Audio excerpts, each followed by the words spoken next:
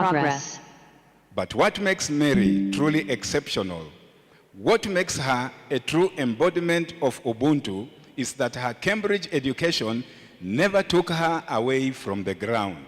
In fact, listening to her talk these days, I sometimes wonder if she is still in economic geography or if she has crossed over completely into philosophy. She has become a powerful, unwavering voice for the downtrodden. She lives and breathes the core values of African socialism, championing community, equality, and human dignity. Instead of hiding her immense intellect in an ivory tower, she brought it straight to the central streets of Kenya. She chose to use her elite training to work alongside our informal traders. And some of them are here. Mr. Dawa, you are here. Just raise your hand. Informal trader. We have a friend from Kangemi. Just raise your hand. Yeah, some of them were here in the panel yesterday, dedicating her life's work to understanding, validating, and elevating their massive role in the Kenyan economy. She treats the Mamamboga and the Juakali artisans with the exact same dignity and respect as a university professor. Despite her world-class credentials, she remains the simplest, most humble soul you will ever meet. Over the years, our intellectual worlds have remained beautifully intertwined. I always treasure the moments when she calls me out of the blue to brainstorm. We will sit on the phone as she passionately shares her ideas on what she intends to do next or reflects on what she has just accomplished. Likewise, she has always shown immense support for my academic journey, gracefully accepting my formal invitations to academic events and enriching every discussion she joins. While I have only met her parents fewer times, those few interactions made it abundantly clear where her rock-solid foundation comes from. They raised a woman of profound substance, gift, and empathy, a woman of courage. I know she refused patronage to get promoted at work. She refused payment of an international donor who demanded a change of the conclusions of her evaluation report. She funded her own research when donors shied away from her proposal or refused a ride from a peer who ridiculed scholarship. This a peer who met her along on the way driving, pulled down the window and said, "Are you still pursuing things of development? I am driving and you are not driving." She refused to be given a lift because of that condescending statement. I must also pay tribute to Prof. Dorothy McCormick, Mary's mentor at IDS, University of Nairobi. Quietly, I see a lot of McCormick's values in Dr. Kinyanjui's works. I see conviction, piety, poverty of spirit, and courage to walk lonely, fruitful paths. I hope some scholars will read her works and cause a revolution in our own built education systems that reflect more of our values. My dear friend, Dr. Mary Njeri1960, your recognition as an Ubuntu scholar is the natural culmination of a life spent living the Ubuntu philosophy that I am because we are, and that all of us have a contribution to make to growing the economy. You have taken a Cambridge education and used it to give a voice to the backbone of our community, of our economy, and the soul of our people. Thank you for 45 years of friendship, your intellectual companionship, and your inspiring example. In hindsight, your life leaves us with this beautiful truth, that the ultimate destination of the highest education is a return to absolute simplicity. And the truest measure of greatness is the depths of one's humility. Congratulations on this magnificent milestone. May your Catholic faith continue to guide you, and may your beautiful, stubborn commitment to excellence continue to light the way for us. Keep on keeping on. You Gotta Be Bad, a song by Desiree. Thank you always, a friend always, Boniface Ngaruya.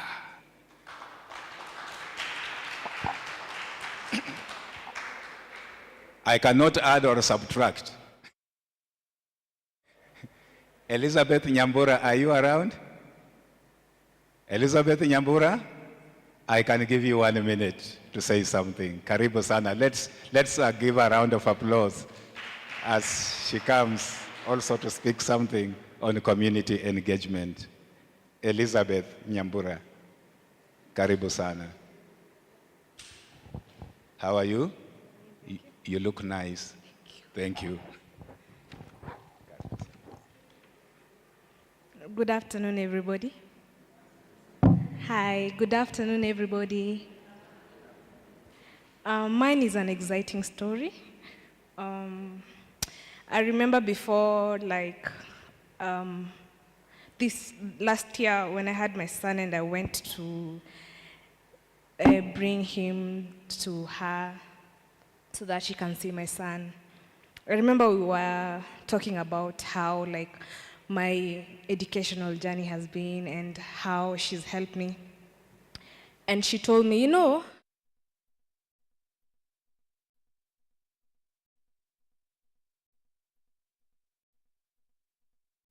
my mentor, Dr. Njeri1960. My name is Elizabeth Nyambura, and my story did not begin the way many educational journeys do. I was born in Mathare Fowe, and by the age of 6, I had not yet stepped into a classroom.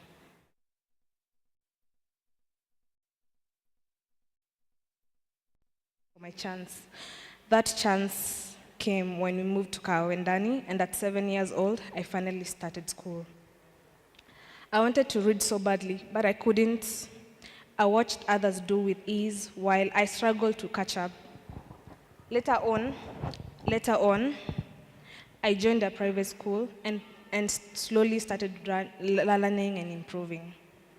Yes, I could read, but telling a story and expressing myself confidently in English felt far beyond my reach.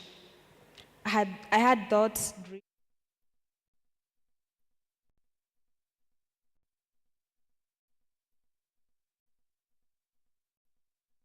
She and my mom became friends instantly, and from the first visit to her home, something shifted in me. Her library captivated me. It looked like something straight out of a movie, shelves full of books, knowledge, and possibility. In that moment, I knew it. I wanted to be like her exactly when I grew up. As time went on, our bond grew stronger. I didn't know what she saw in me, but one day during a school holiday, she came to visit my mom and decided to take me to her home. At that time, she had had a donation of books from the US. I don't know which college or school, but she had a library full of books, and she told me to pick some novels to read so that I could stay busy. I was in class 6, and it was 2008. Until then, I had never read a book fully on my own. That holiday changed my life.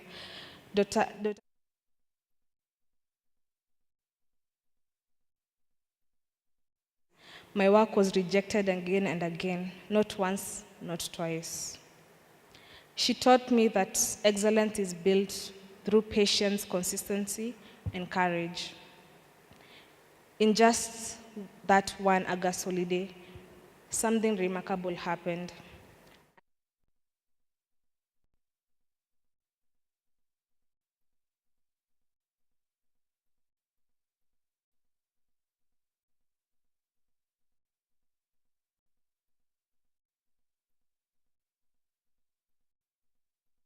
It came with the same lesson: focus.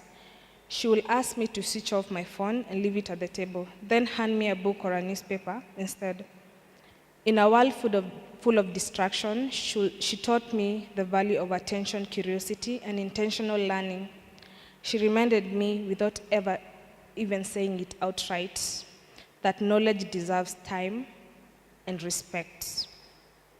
Beyond academics, Dr. Kenyanjui celebrated my milestone work.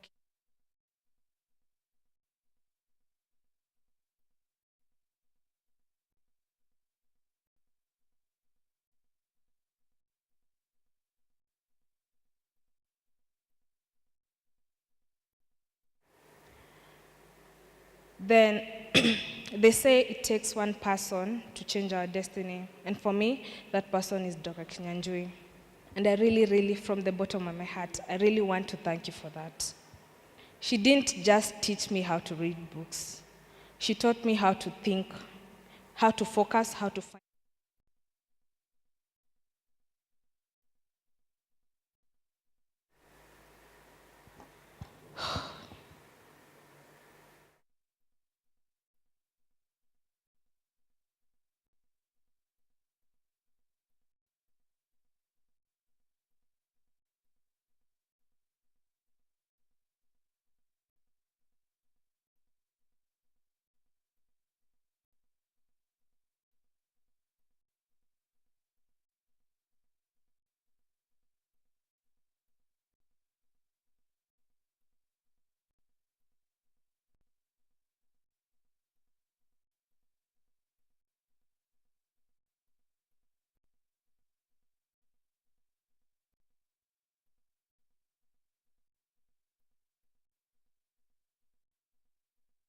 I am today because you chose to invest your time, wisdom, and the love in me.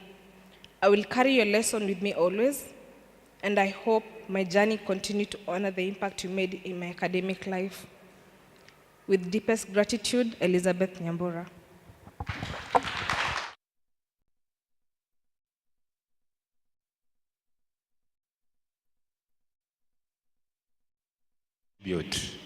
There from the community engagement.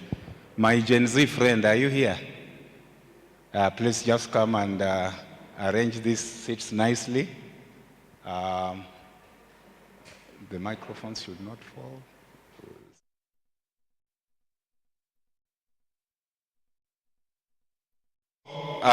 That's all we had today from the community engagement.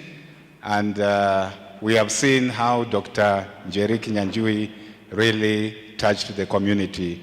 Very nice tributes when she is still alive, and we thank God for that. I would like the following to come forward. Deborah Kiore.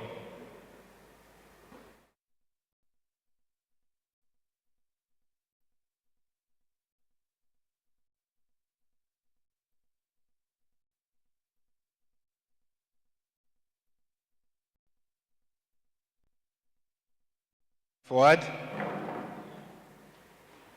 Victor Kibet. And then Dr. Njoki Wamai, just come over, please.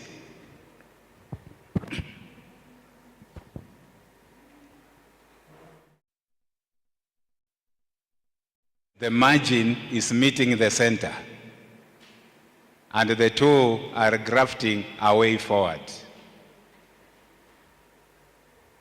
Yeah, welcome.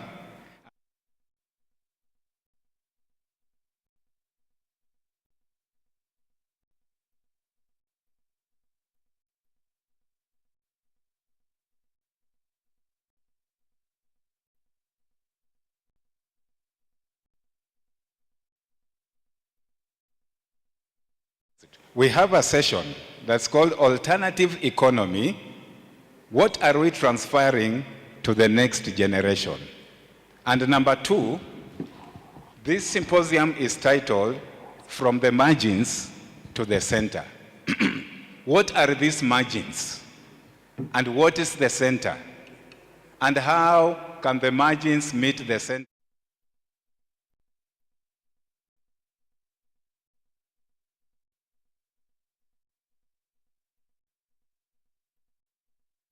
rich insights. Can we give a round of applause for our panelists here?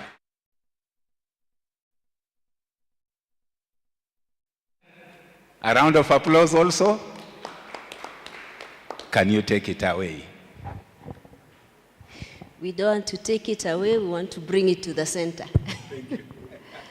Okay, karibuni for this session. We are looking at alternative economy. I usually have an issue with words, so the title alternative economy, I hope will be interrogated someday. But for this particular session, maybe we'll have two rounds where you just introduce yourself shortly and your connection to the particular topic of alternative economy. And then for the first question is, how do we bring the margin to the center? But more importantly also, how do we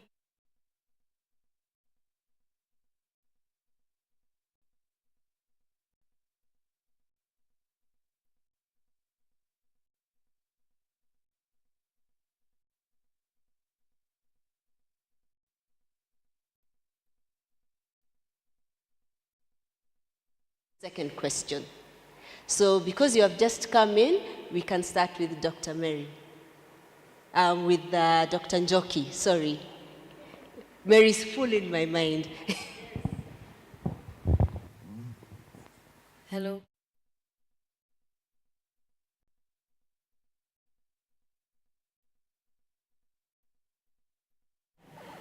For this and I think this panel is so important in terms of moving forward. Now that we've been celebrating the scholar and her work, which has really informed so many and inspired so many of us younger scholars. So yes, so you told us to introduce ourselves. My name is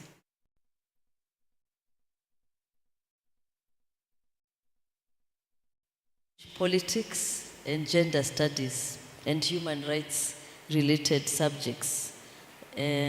So in terms of thinking about an alternative, for me I'll focus, I know you asked about alternative economies. I will also focus on alternative knowledges, what we call epistemology, alternative ways of knowing as a scholar and as a teacher. So education, as we know, has been imagined in a very straight path, in the classroom, in textbooks, in, very formal things, even in the university. And I thank God, I was insisting we have this conference at the university, and Dr. Njeri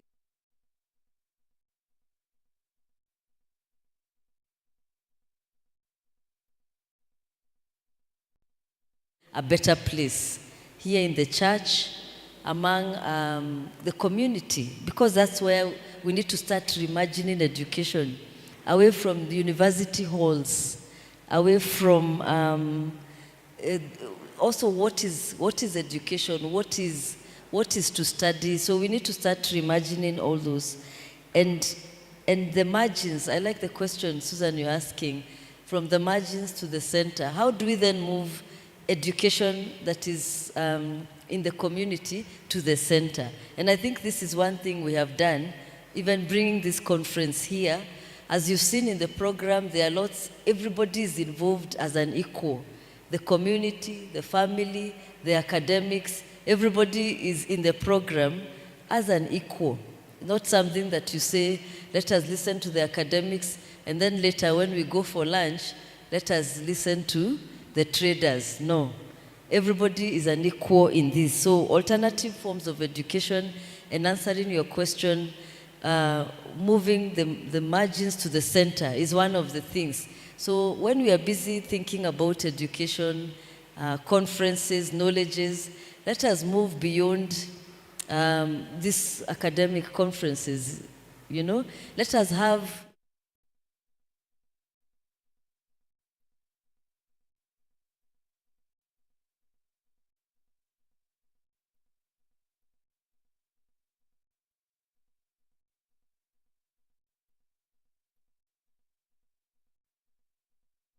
meet and even discuss these issues.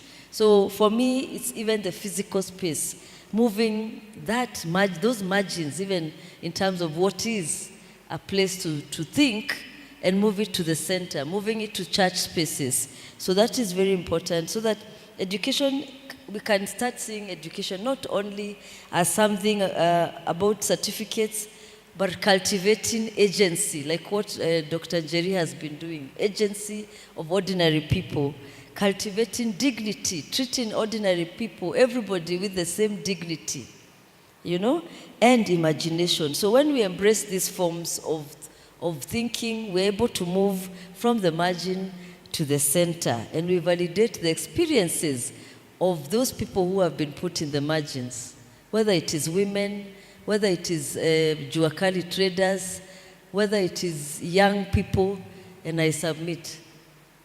Thank you.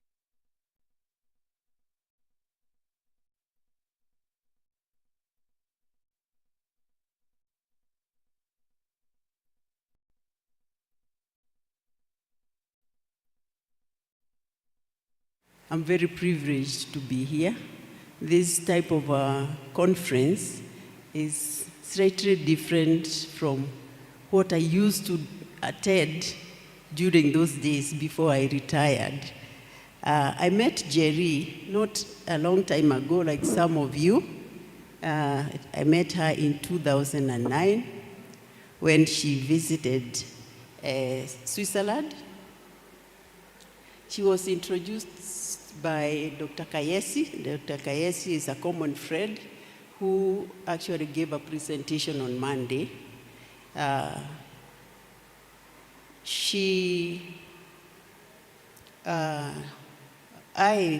had decided to do some research in an area that I was not very familiar with. And that was the area of Dr. Kayesi and Dr. Njeri. So when we met, we started chatting, and she joined the team of supervisors of my project, which was on matatu business. And I must say she opened my eyes. By the time she came, I had already written my project, and I had even submitted and passed my course. But we started discussing about it, and she made me look at a different angle in what I was thinking about, because I had focused on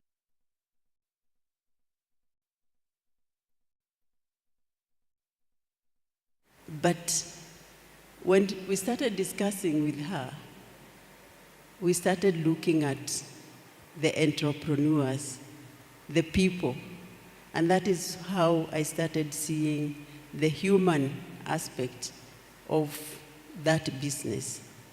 She had just written something about it in 2009, and she was wondering what.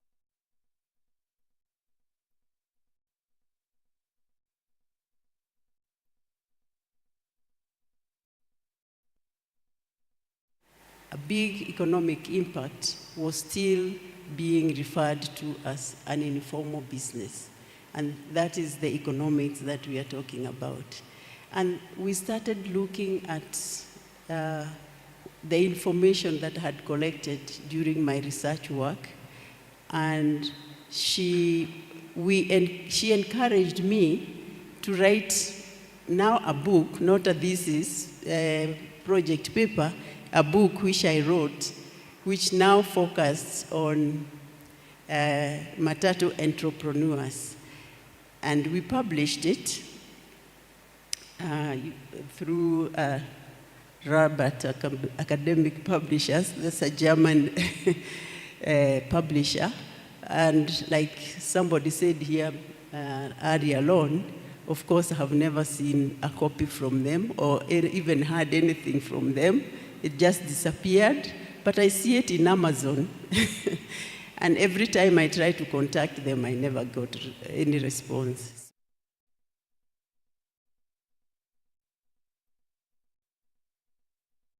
are forgotten. So now from this conference, I see we can do something with the book and maybe even revise it. So we started talking about the Matatu entrepreneurs, and it is then that I realized that, and I'm not going to talk much on the decolonization, it's how I realized how, the way we look at even research, when we are looking at research, we are just focusing on that one thing and leaving out the people who really matter, the people who make what we are doing or what we are researching on. Because when I was correcting the data, and which I had already anyway analyzed and written my paper, I had not thought of the people, like when we were interviewing, we were asking them what affects you.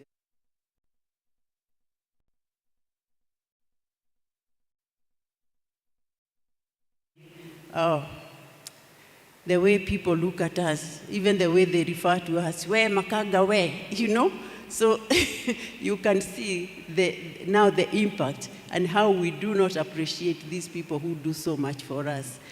It also brought the element of our indigenous nature, especially when you look at how Matatu business actually started. And it started from a need. There was a need for people to be transported. And at that time, when it started in the 50s, it was illegal. Actually, they were hiding. But because of our Ubuntu, they were able to come together and pull and travel with one vehicle to wherever they wanted to go. So it brought out many issues, and I got very interested in this aspect because even though I was in a different research area, I'm in health research, I started seeing the relevance of what Njeri now was introducing to me. And that is initially how I met Njeri. And I think, I don't know if you want me to go on with talking about other issues, or should I do that in the second round? Because maybe just 2 minutes if you have something you'd like to add on possibly bringing the Matatu entrepreneur into the center. Yes, so there are some recommendations.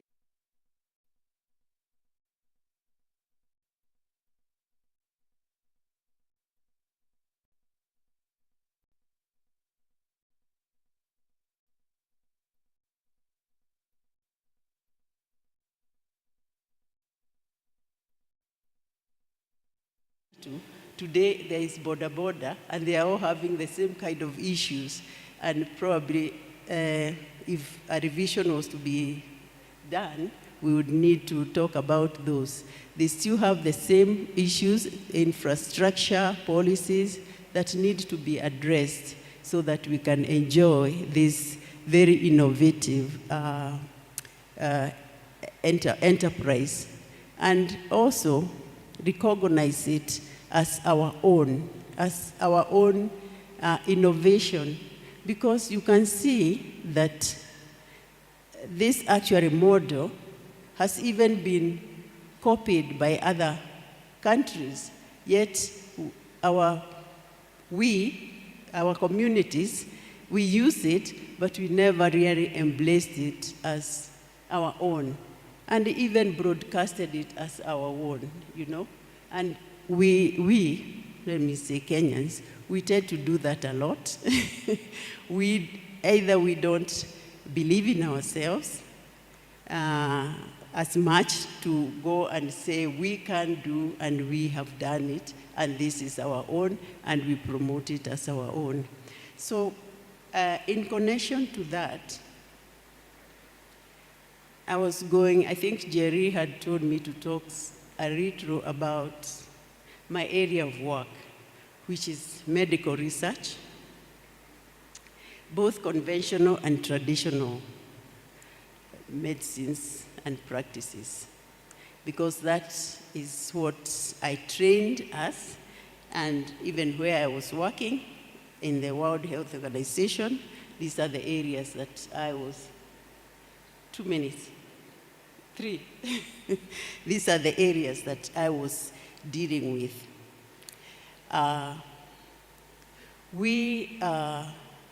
This was touched by the research presentation from Dr. Mwaura.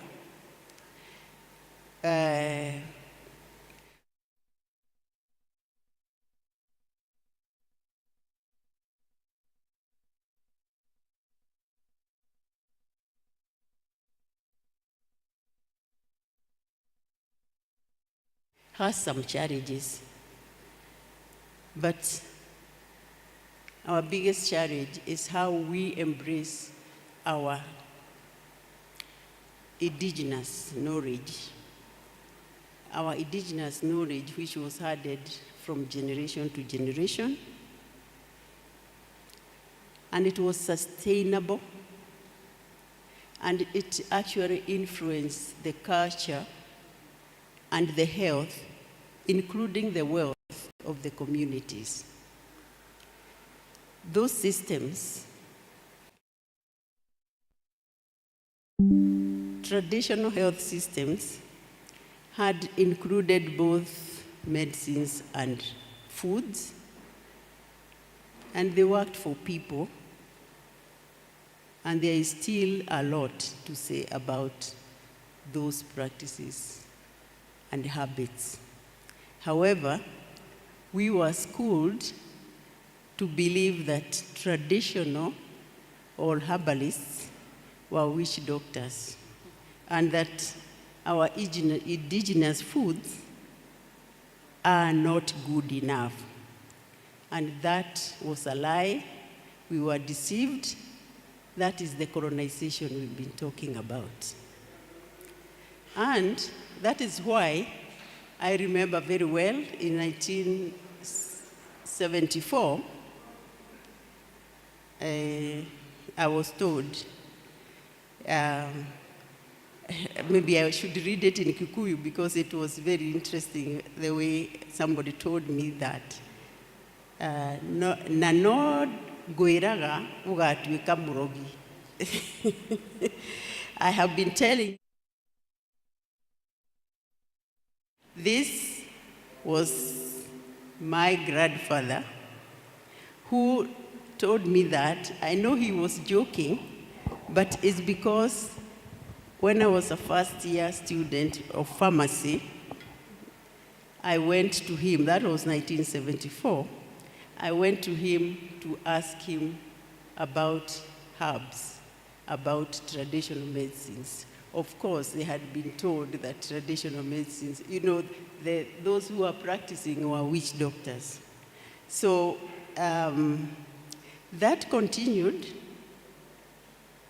because I can also remember another incident when I'm trying to find out about traditional medicine, about practices, and people are looking at you and wondering, what are you doing? So as a pharmacy student, if you'd allow me, please. I think that's a very interesting point when you talk about even our mentality and our perception of our own healing practices. Yes. Can I pause you there a little bit, and then we can push that to because we still have another round to go. About what can we actually do next? Okay. Kindly allow me. Then I'll me. pause there. Yes. Because I was going to say how now we can embrace the truth. That's as coming we in move the forward. next session. Yes, please. Asante. If I can just give you 4 minutes each. Yes. Your names, how we can move the margins to the center. Then we'll come round for some contributions, and then we'll still come back to you for the parting shots. Yeah. Yes, thank you. My name is Victor Kibe.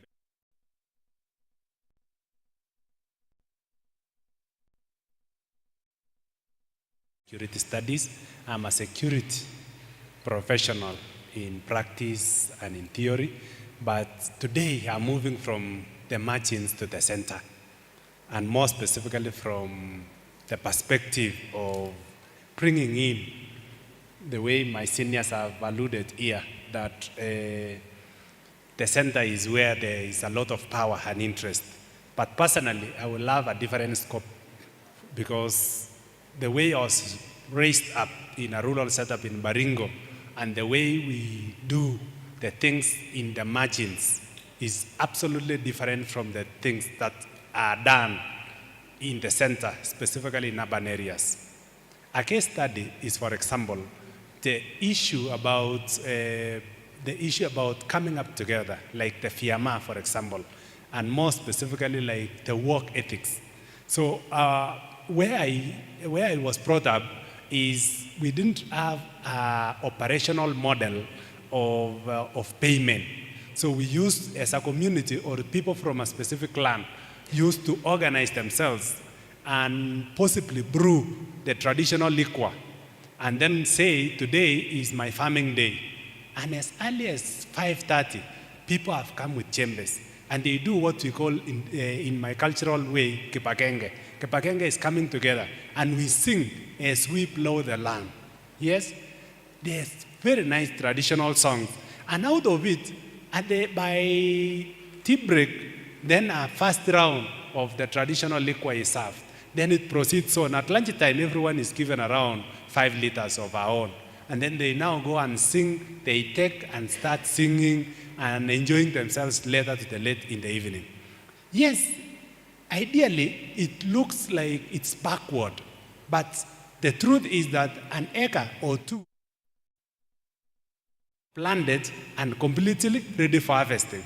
And at the end of the day, the social fabric of the community was strongly bonded, but at the same time, production and economic was progressing on.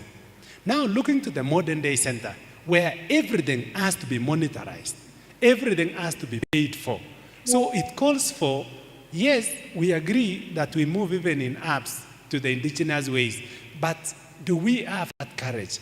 What alternative way can we be able to move and ensure that we have a middle level, bargaining level, that yes, there are positive things in the center, there are positive things in the margins, where can we be able to meet?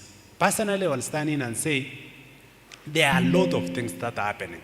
With the current day democracy, with the current day happening, I was even delighted yesterday to see in the news, in the election in Olkalau, where the civilians or the electorate in Olkalau are searching the police officers. You just imagine that. It's a mystery in its own. Where now, rather than the police searching the electorate are searching the police officers. Should you have any other thing? And they are cooperating. So this is the way we need to meet. That the people in the center should not see themselves from economic power, say, yes, we have. But the people in the margins also should be able to come until they meet in the center. Finally, from a social perspective, I'm always delighted when I pass from the Nairobi University to the main CBD. There is a garden called Chifanji, and you always meet a lot of men. I've not seen women. I think we are still biased.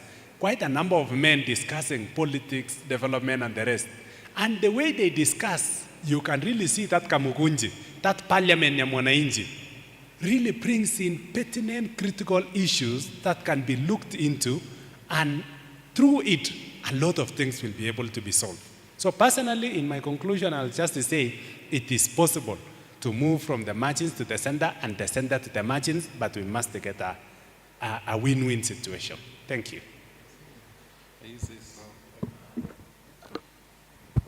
Yeah. Good.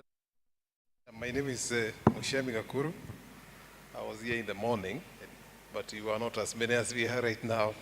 So, yeah, so I hope you can hear me. I was here in the morning, but you are not as many. My issue is a little bit different, because the question I have is, how did we find ourselves where we are? And in fact, I think the issue we have is inverted perceptions, because I think what we call the center is really not the center, it's actually the margin. Because it's not like the things that we used to do, or we stopped doing them. And then we started looking to do other things. We continue doing them. It says these things that came to us are the ones that actually need to come to the center. And now I have my book there, The School Reverse Party. And for example, the issue of education, I've argued extensively on perhaps what needs us to be done. It's not that we were not educating our people in the past, we were, but somebody else brought another education. So what the real education is really what we used to do. The center is what we do, what makes us live on day-to-day basis. And in my case, I think I have advantage of having been in the university, teaching me many years, and also having been in the other side of the university. And I have come to realize that actually the center is the opposite of what actually we have as, we are actually made to believe is actually the center. So, so I think the first thing that we need to do is correct our perceptions, where the center is and where the margin is. And then, in fact, the example is giving of the people in Olkalao searching policemen. They have really understood where the center is, you know. These other things are new because people are living, they have aspirations, they are doing their own things. Anything else that coming in needs to actually adapt to what they are, not the other way. And I think I'll leave it at this point. If we have another round, and maybe you can propose more things on what requires to be done. Thank you for keeping time. So we've had different perspectives. I'll open it up to the floor and possibly also those who are online. Comments, questions, any additional contributions? We've had the particular angle of, it's a matter of perception. Who determines where the margin is? Who says what is at the center? Where is the power, as we've been told as well? We could also possibly bring in your contributions to that. And there's also the whole element of self-efficacy. Do we believe in ourselves and what we actually have for us to say, I am the center, or I will take myself to the center? And then we also have the whole aspect of education, as Dr. Njoki shared with us. How are we nurturing the young ones? I think that also contributes to the aspect of self-efficacy.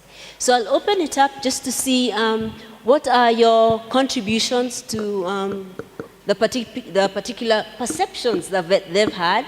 Maybe we could color and bring in different shades, different colors from what your thoughts are. We have two hands here. We could start with Prof, and then behind Technobyte, and then we can come down the next table. Yes, there. Yes, Prof. Thank you. Thank you very much for your contributions. I just want to suggest that one of the things that we can explore is the power of naming.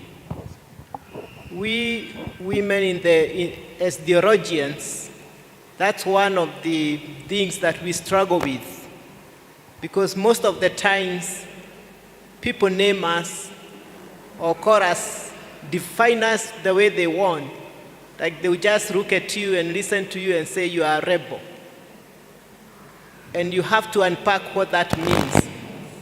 But what I'm saying is, can we have a conversation on the power of naming? Thank you. We have Technobyte behind there. Behind you, Technobyte, yes. Okay. I'm Godfrey Oduwar. On contribution by Dr. Njoki, the first speaker, he talked about education and asked what is education and what is to be taught.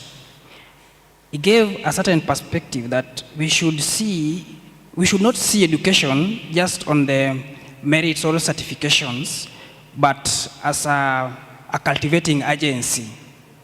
Then on that perspective, there's this school here, I've seen controversy. There's this school called Tenry. I've seen some parents complain and others also welcome what's happening. We see students are being given platforms to do things outside classroom academics. We see them involving themselves in politics. These students are being taught on how to edit videos, post online, manage those online platforms by themselves. They get views and at the same time also get income, okay? But traditionally we believe that a child or a student at school has one main purpose: study, get A's, proceed with education. Anything aside from that should be maybe sports, things like debates, things more related to classroom activities. But these things dealing with politics, put those aside. These things dealing with social media, those ones are criminal. But we see tenorists seeing academics in a different perspective, and based on how the world is changing and this era. What's your take there, Daktari, with the way they are trying to revolutionize education? Then to Dr. Mushemi, majorly on his contribution in the morning, with what we have now, moving from the margins to the center. He said that AI actually has little to do with African culture and all that to do with Africa. They are there, but limited. I would contribute in this way. You know, these people who are the developers, majorly, of AI, they have spent decades trying to kill African knowledge. They killed African schools. They have tried to demean, actually, African knowledge. And how else, then, will you think that they will develop something actually to uplift that African knowledge? It is not for them to make AI work for us. It is us to make that AI work for us. So we have to force them. We want to be policy makers, we be in those particular panels, we contribute our own knowledge, make sure that they are fit for us to use. So we develop AI, or the existing AI, we must make them capture our culture and knowledge. Thank you. Asante. We have our chair here.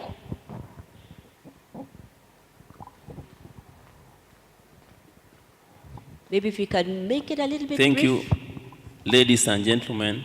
First of all, I want to appreciate all the participants. I have the following as a concern that I would want you to at least help me understand it better.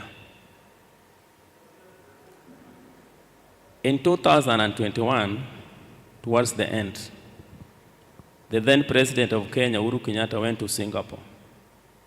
He met Kenyans there, and he told them, the Singaporeans are importing things, or Kenya are receiving goods worth 4.7 billion Kenya shillings, while Kenya was exporting 370 million.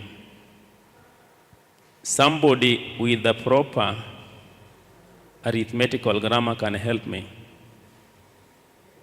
To my understanding, I believe that Kenya is at the margin while Singapore is at the center. Right now, China is busy making goods or products stroke items that they are going to sell to our market come 2050.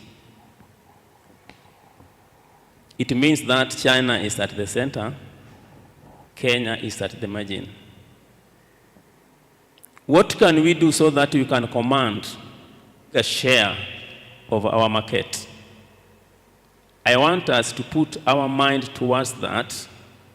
Let us now eliminate women, eliminate men, and bring a commonality that can help us grow the economy. Thank you. Thank you for transiting us to the next session. But before we go to the next session, I'll ask Dr. Njeri to respond, Dr. Njoki, I'm so sorry, to respond to the question on education. I don't know whether you still want to contribute a little bit on AI. Yes. So just very briefly, 1 minute, and then we'll do one more round. Yes, thank you. From the brother at the back on education. I don't know about this school, but I'm very curious to watch more about it. But what I can say, one of the things I think everybody here in this panel is challenging this dichotomy of the margin and the center and saying we've always been in the center.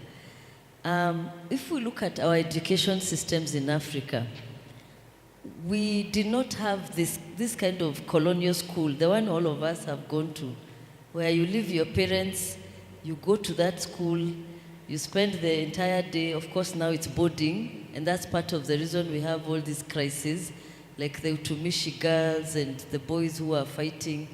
So you have people being alienated from the people who are their teachers, their parents, their family, and they are contained in a place. And now with the high population, we have schools that are not even enough for the population. You contain them there, and then that is school. That was not how school was in an African setting. African schools, if we are to decolonize schools, are apprenticeship. You live with your auntie, the next month you're sent to live with your grandmother, the next time you go to your grandfather, and you learn so many things, the ways of your community, how you do this, how you do that. And I know, of course, I'm being romantic. Right now it's not possible. But how can we start rethinking school? And I can see many parents now starting saying, let us start homeschooling. But if you're like a single mom, how do you homeschool and you have to still make money to educate this child and feed them? So there are many ways now I think we need to rethink schooling, because the school model we have in Africa was not really our own, especially this boarding model. It is very problematic. And going back to your question on whether children should be taught how to do business, how to do politics, yes, they should, because this is the real world they'll find. And I think CBC, the new curriculum, is teaching them those things. Another thing I think we're not teaching children is conflict resolution. Like the way the Muslim and the Christian child the other day in Thika High School, one killed the other. That is wrong. Conflict resolution, tolerance, empathy, soft skills that we just teach children how to do mathematics, how to write the best sentences in English, but it's time we need to teach them soft skills. Because that was what actually, when we did not have that school, that was the Western school where you are taught math and English and whatever, when you lived with your grandmother and your grandfather, they taught you those kind of skills. How do you manage this? How do you conflict resolution? Thank you. Yes, thank you. If we can, yes, Dr. Gaku. Yeah, so thank you. So what he has said, what he has done is to take my discussion in the morning to the next level, in the sense that he's pointed out that the same people who spent all their years destroying our education, destroying our culture and systems, are the same people doing AI. So what it means is that now they have a tool to accelerate what they were destroying before.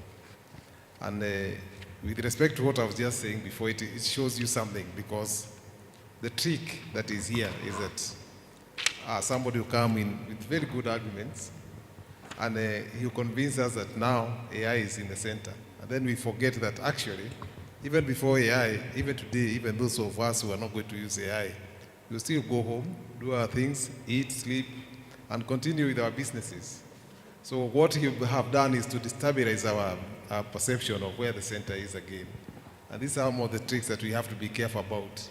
So we have to be very clear that we are the center. The center cannot come from outside there. And the center is what we do, what gives our livelihood. And if we have to define it even more precisely, it's where the majority of the people are and what they are doing and what is helping them. So what is happening is that somebody comes and turns us upside down, and let us look at the world when our heads are facing down. Thank you. Please hold on to the mic. The two questions were directed to them. Hold on to the mic. We're going to come to the parting shots as we respect our chair of the association. And he's asking, what do we actually do? So as your parting shot from each and every one of you, I would like to know, what is the one thing or two particular things that you can share that we can pass on to the next generation, so that one, in terms of perception, they can see themselves as the center, so that, that the movement of the from the margins to the center does not just become. What is that practical one thing we can leave to the next generation? So we will now go that way. If we can keep it to max of 2 minutes. So just 1 point, please. Yeah, I think what we can do is to crystallize what we are, what tools that we use for our own survival and well-being, because we are there and we've been surviving and doing and continue with our well-being. And we crystallize those things and exactly have them actually be taught. You know, I think in terms of education, I think there was a discussion that has gone on here, and there are three things to it. There's a structure, there's a curriculum, and there's a method. So I know the structure can change a little bit, but I think the curriculum, what goes into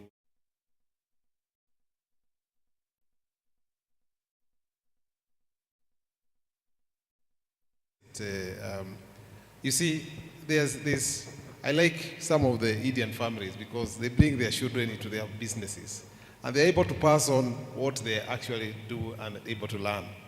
If you are doing something that you cannot pass on to your children or to the younger generation, of course, I think you already lost your direction. So what I think should be done is we must make an effort, crystallize what makes us move, what keeps us going, and put it in such a way and teach it to the young generation. Thank you. Yes, thank you. I think that is a very good question. Personally, I will say we need to have what we call situational awareness. We need to be aware of ourselves. Where are we currently? Where did we come from? And where are we going? Once we are aware about ourselves, then it will help us in looking into these alternative models that will help us move from where we are. For majority of us who believe that we are in the margins, then what needs to be done? For majority of us who are believing that we are in the center, what is it? And then after that, we look into the value systems in our community, in our society, in our families, and more specifically from the household level. Because the issue about margin, and the center is entirely enshrined from early childhood, specifically at the household level. How are you communicating to your child? Are you communicating to your child from a disadvantaged point of view? Or you are communicating with power that you are at the center? Once we have those, once we are aware of ourselves, I assure you that, and we strengthen those value systems, then we shall be making some progress. Thank you. Thank you.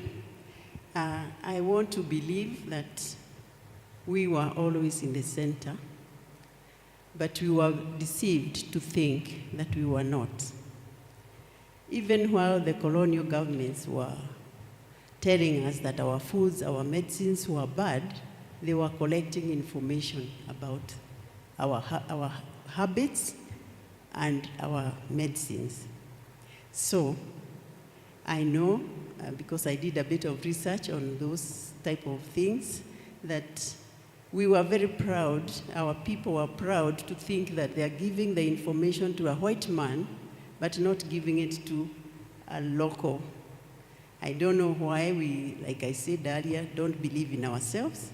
But what I would say is that today we know that traditional foods and practices are much better than what was introduced into our market. Habits, food habits, how we eat the food, and even how we conduct our activities. the traditional medicines and practices were sustained health and were confined to people, to some identified people who knew how to practice. And the community knew some of those common illnesses, how to treat them. And in every homestead, there was information and knowledge about what you do when you have a small problem. And that is the knowledge that we don't have today. Like I said earlier,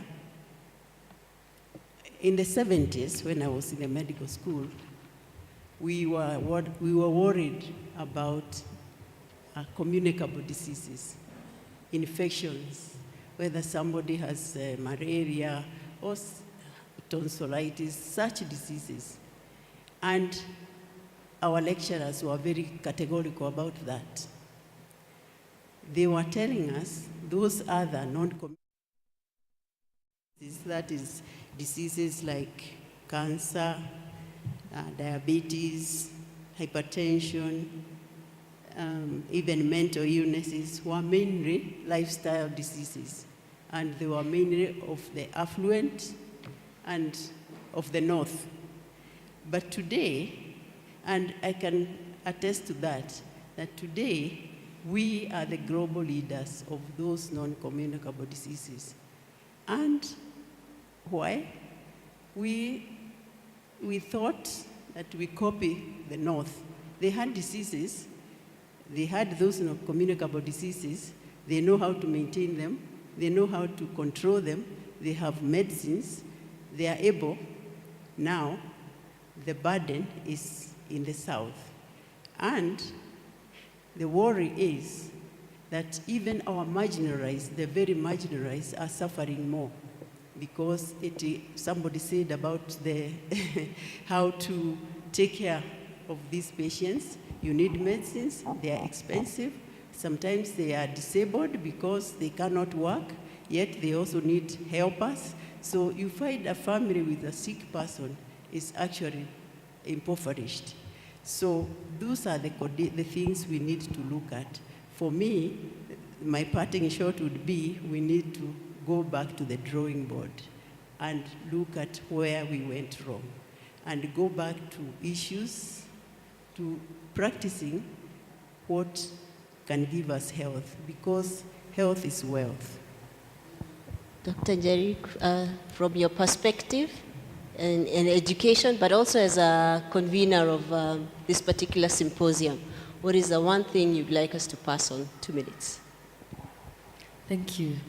I want to join also my fellow panelists in agreeing that we are already in the center. It's just that through colonialism and through the many challenges we've gone through as Africans, it has eroded our self-esteem. So we have stopped believing in ourselves. And of course, we recognize the world is very unequal.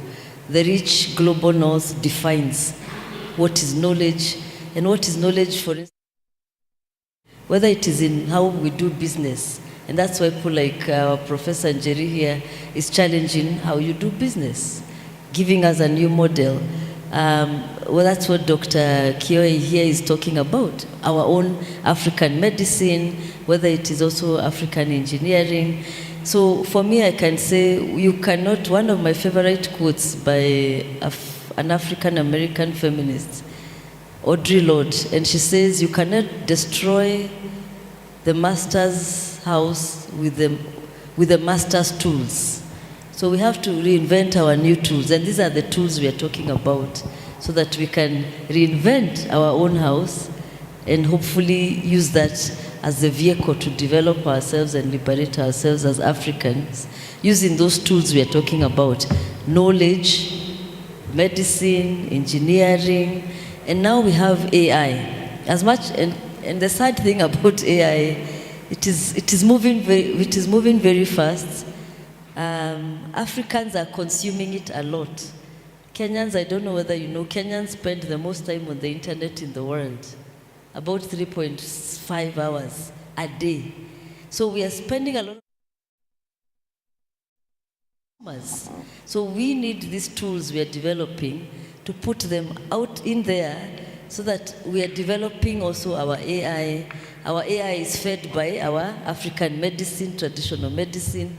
Our AI should be telling us about Utu, Ubuntu, business models, so that also we own this AI. Thank you. Asanteni sana. Sorry for rushing you, but the time is brief. And these discussions will definitely go through.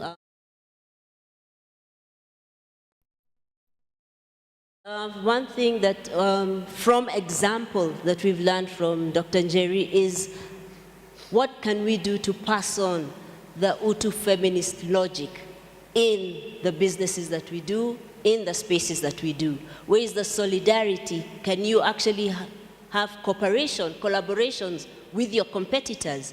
So I think for me that would be the one thing to pass on. We need to infuse the Utu feminist logic and say that we can work together and pull our resources together. So asanteni, but we take on the conversations much further than this. So we could clap for our panel, and thank you so very much.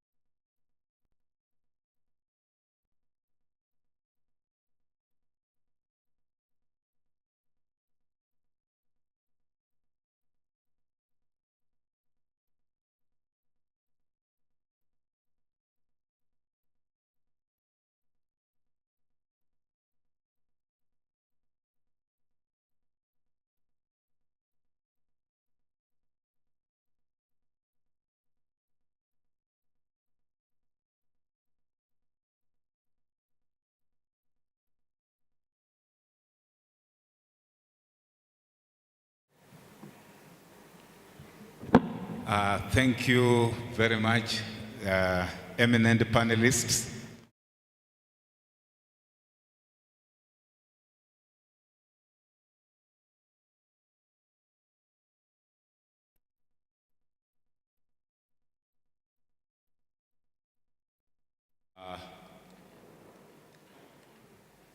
I would like to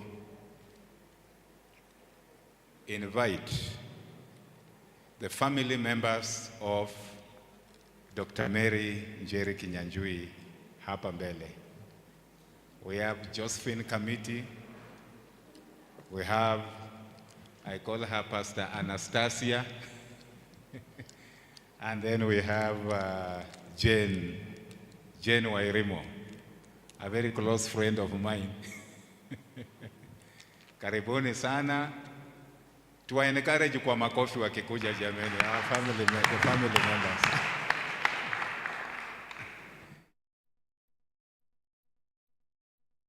Panel with the family, so that we also get to hear from the family members. Yeah, we can just occupy these seats here.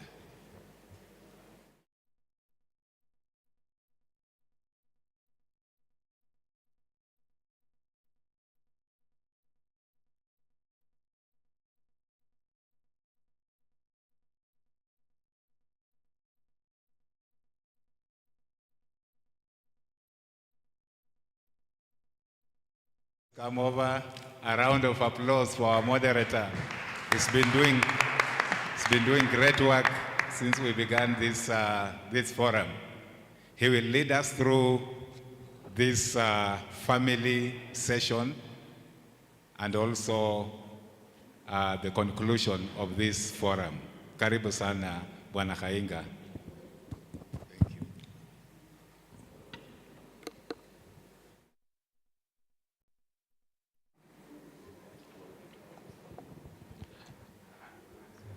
Hello, good afternoon. Good afternoon. These are sisters of this very distinguished Kenyan writer and scholar that we are celebrating. For us, just to contextualize, yes, Eve Mugure. I was going to call that Gen Z to contextualize who Dr. njeri1960 is before I invite the family. I want that young student of economics to come.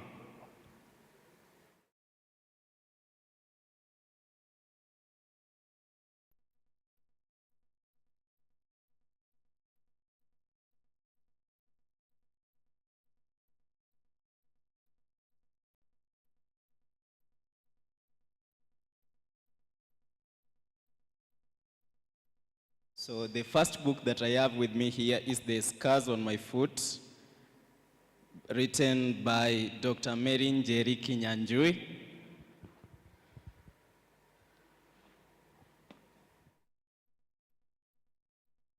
Markets and the Ubuntu business model, a perspective on economic informality in Nairobi, written by Dr. njeri1960.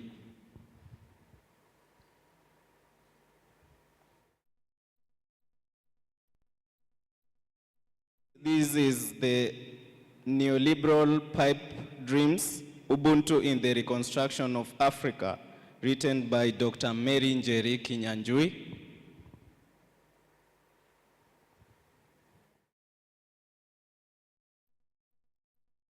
Coffee Time, written by Dr. njeri1960.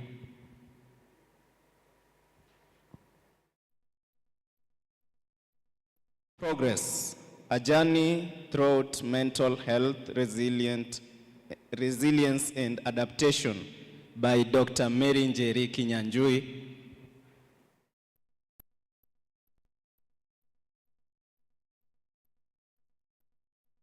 Ordinary People's Market Coordination and Society Organization by Dr. njeri1960.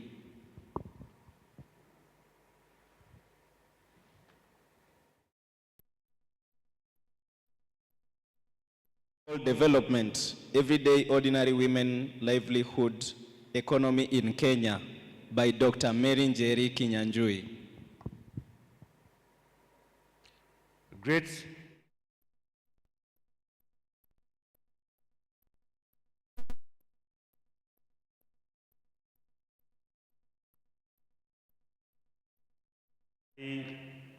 We have been gathered here for the last 3 days to celebrate a distinguished Kenyan writer, a researcher, a scholar, an academician, but a public intellectual.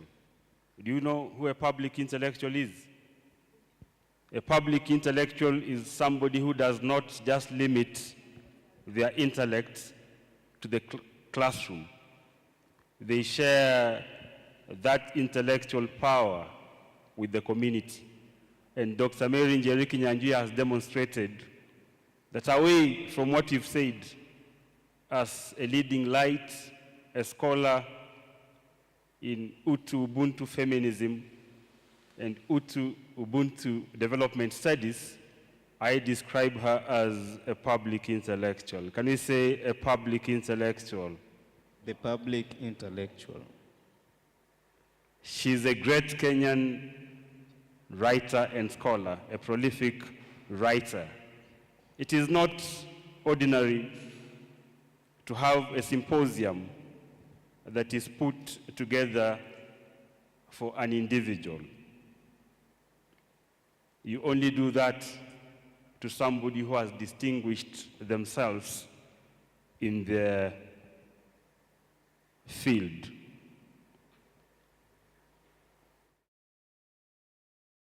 The panel is the family, and Dr. njeri1960 is their elder sister. So she's seen them, they know her. I would want to start with the niece. You are here on Wednesday, isn't it? We were with you on Wednesday. And you had those very powerful presentations about Auntie. And here you are. All these things that people...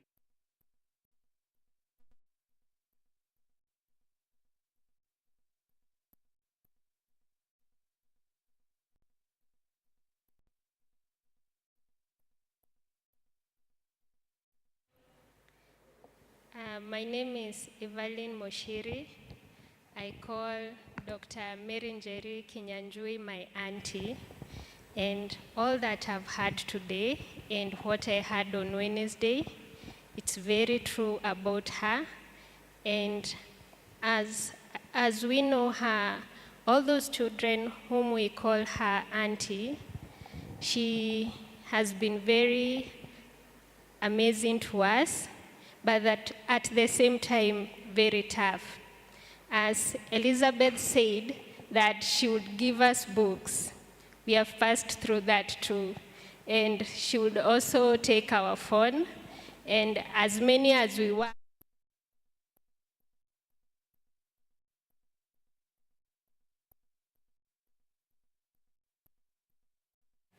and also, each and every person, we have passed through her. She has supported us in our education, and I don't think there is anybody who call her auntie who she has not paid school fees for. And she doesn't ask, she never tells us that she has no money. She's always there for us. And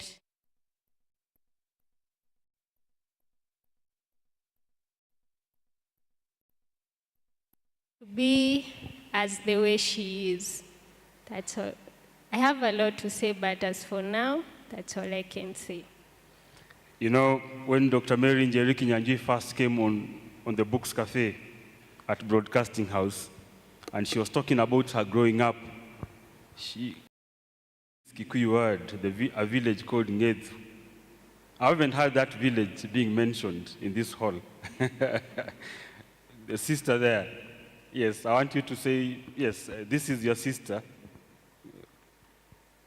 I want you to describe her for us.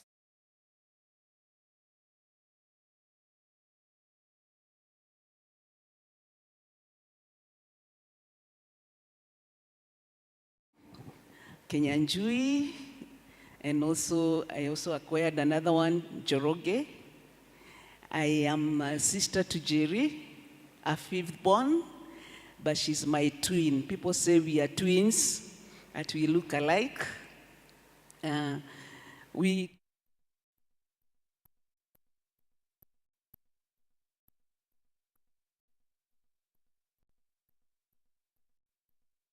water came from Chania before it was before it went to Dakaine. Now the dam at Ngedo crossed down. Water from Dakaine is what is processed at Ngedo. Ngedo, we are known for water, coffee, and tea. That is the Lulo area setup we are brought from. We are not urbanized, but our father gave us a platform, his soul rest in peace, a platform of education, which we really took seriously. But I think Jerry took all the brains from us. And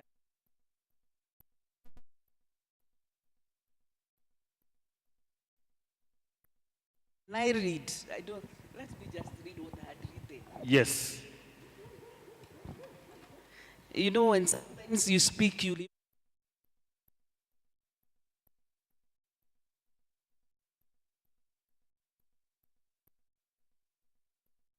Acknowledgement to Jerry Kenyanjui, a beacon of resilience and excellence. Today, all the 3 days, we have been honoring her and celebrating an extraordinary woman, a phenomenal scholar, and deeply loved sister. That is Mary Jerry Kenyanjui. Her journey is a master class of resilience in a world where the path of academic and professional excellence is often paved with hurdles. She has gone through her studies, because even at a younger age, she gave birth and when she was an undergraduate.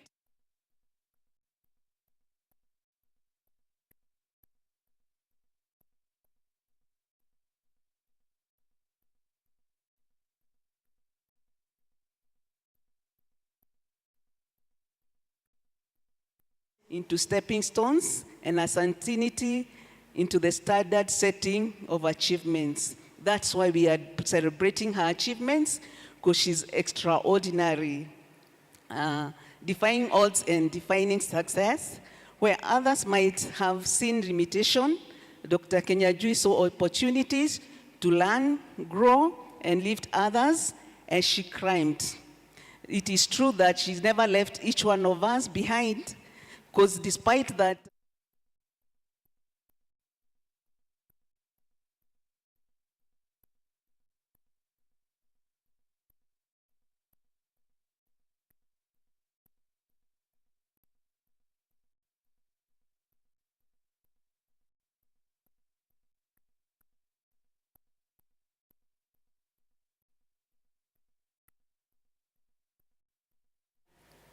I've also given a voice to overlook and undeserved.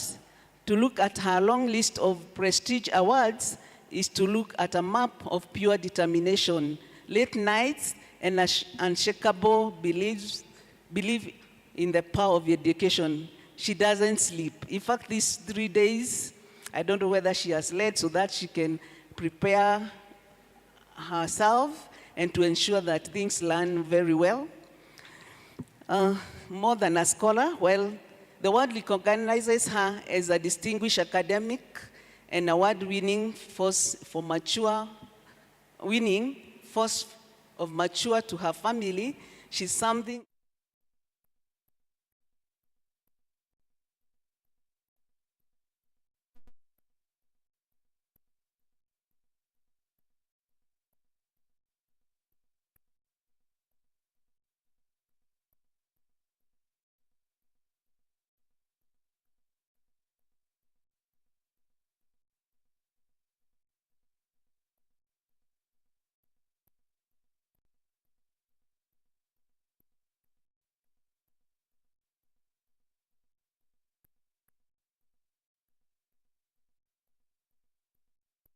Tearing the glass ceilings and showing everyone what possibilities, showing what possibilities, possible,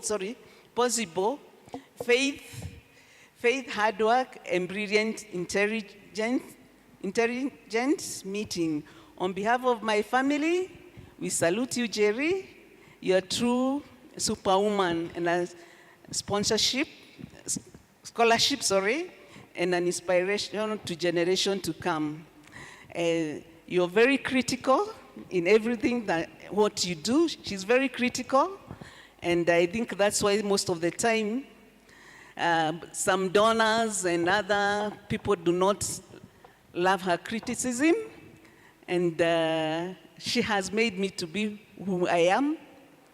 And I have been her research assistant for a while, and by then I even didn't have a degree. And some of the times we went out there, I learned so much until the day I felt I am so damp. When she presented a paper, I had corrected data, and I said the next thing, I just need to go to school. I have gone to school and graduated, courtesy of her, and she really followed up me in whatever I do. And most of you have always been told, Piggy and Jane. And if I don't miss her call any day, I have to get worried. I get worried because maybe something is cooking up. Yeah, Jerry, we celebrate you when you Jerry agalia tu. Wacha simu kidogo. Wacha simu kidogo tunaongea kuhusu wewe. Sorry for that. I wanted to bring attention to her. So that she's really made an impact to us. And finally, there is one thing I want to say. The books that she writes, my late father read most of them. And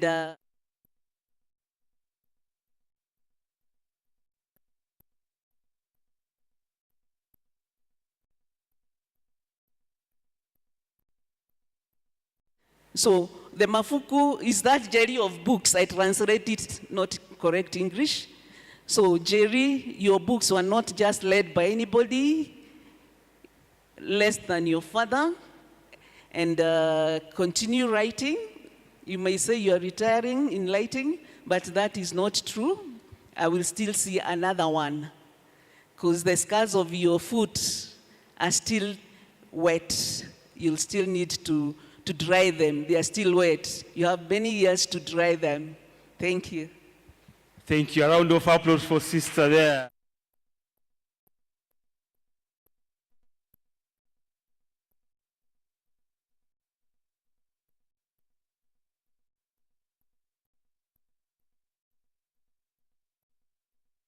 Good evening. My name is Anastasia Gaderero. Ndungu. I call myself Ndungu. They hijacked the name Kenyanjui, but they should say it is Ndungu. For me, I'm the youngest sister to Dr. Njeri1960 Kenyanjui. So for me, she's like a mother.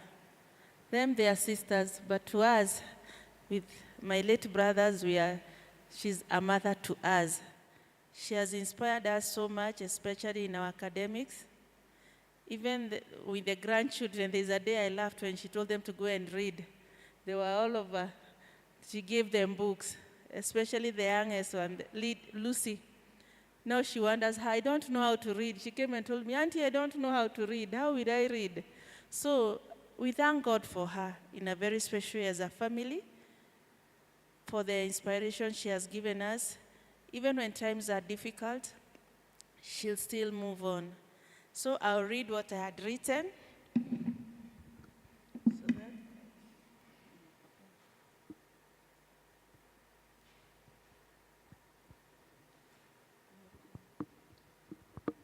Okay.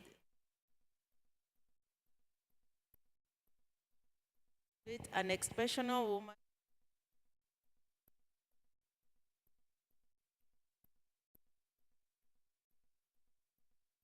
And all that you have accomplished through your academic journey.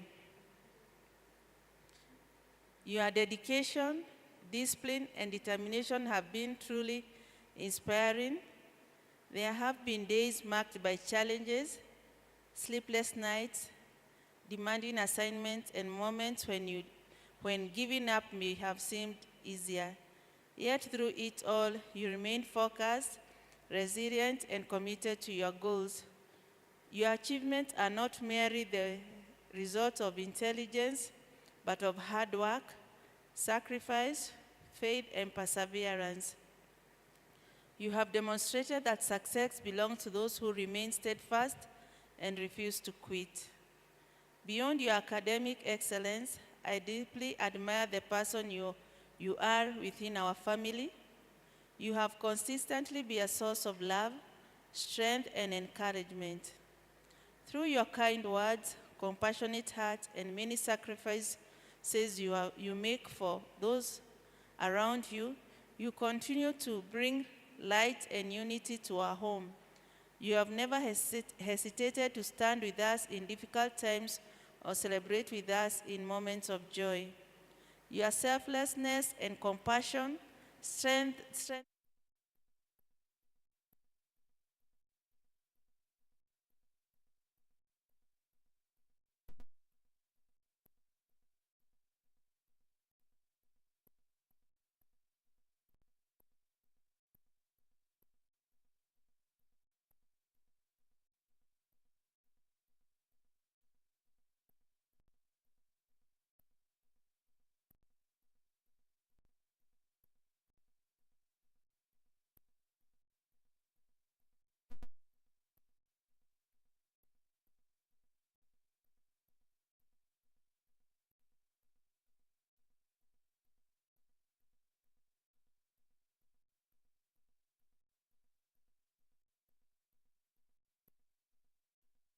amazing sister, a role model, and a constant source of inspiration.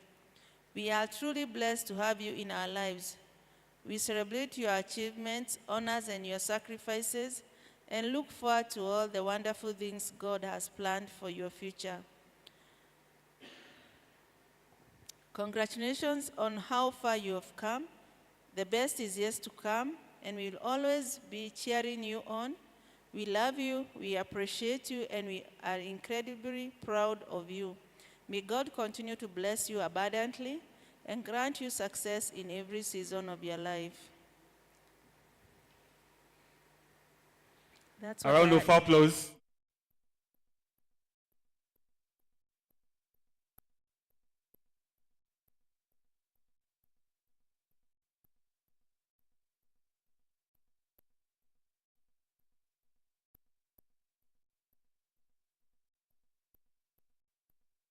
The family, but in the community. But very shortly, you are going to demonstrate that her impact will live on in the next generation of African writers and scholars. I want to invite Dr. njeri1960's sister Josephine Kamiti to say something about. You know, I want to stand up. You want? Yeah, you can use that. Yeah. Yeah, you can use that.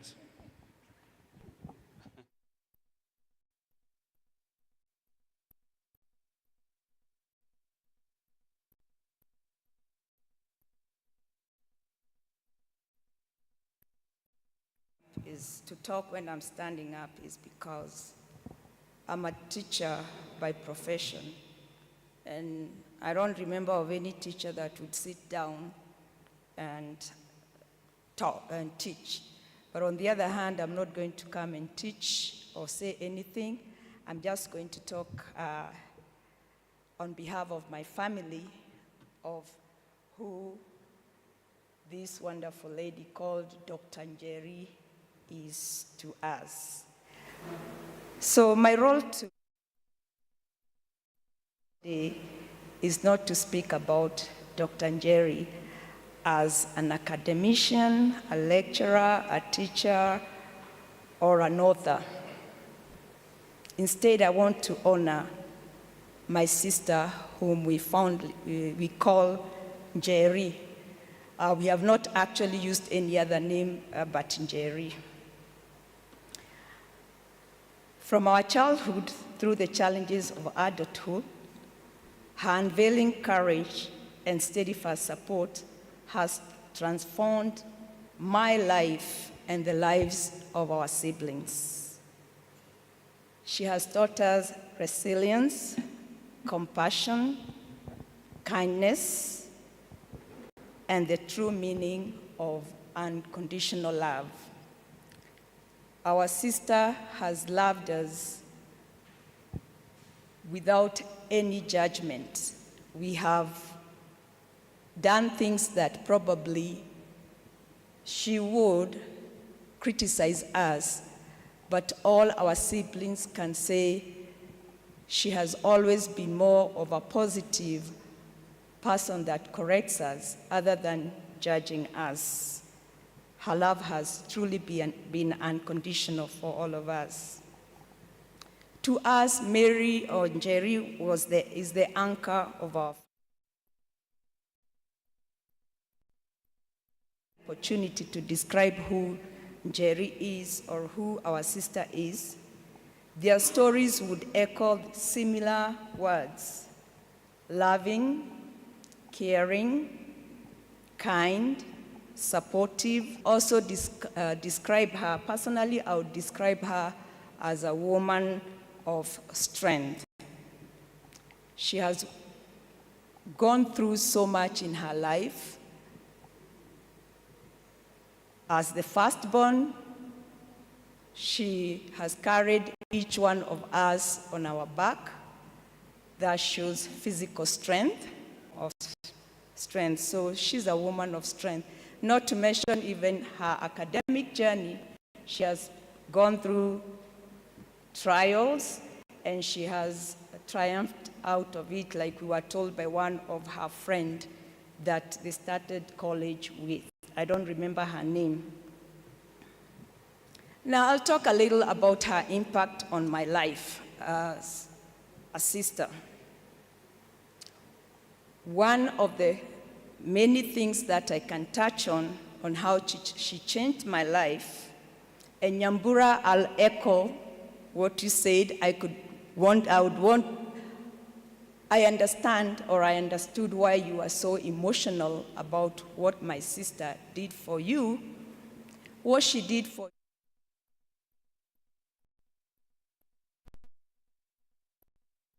you, even when she didn't know you, how she embraced your family into her life, how she brought you into her home, even when probably you did not think she can bring you to her home. And that's something I would emphasize about my sister. Her house belongs to everybody. And when you get into her house, she'll give you the same treatment and the same seat, irrespective of who you are. Whether you are a doctor, professor, or you just came over to visit from her meeting you on the streets, she will treat you in the same way. And that's the same way she has treated us as siblings. There's no better of all of us. So for me, I was also in a situation in my life where I had thought that I had failed.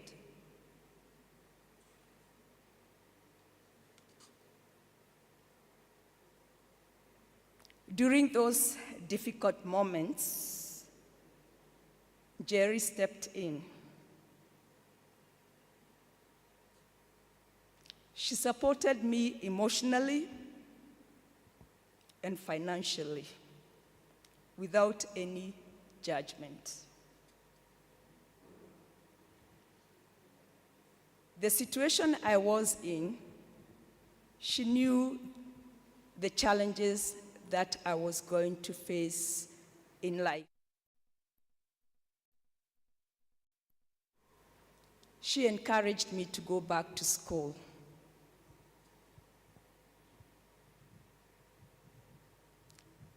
She got me application forms for college. She helped me fill them out, even when I didn't feel like I would do it because of what I was going through. And she supported me until I got the admission to college, a college in the United States. Not knowing how I was going to go to the US, I was a teacher. I did not have any finances. My parents came from a humble background, and I was sure they would not get the fees nor the flight or travel money. I didn't know that my sister had already planned for what she was going to do for me. Instead of buying plots or material assets, she used the money that she had to pay for my flight. She gave me pocket money in dollar form. And even when I was in the US, still going through my studies, because I was an international student, when the TAF got going, she paid my college fee.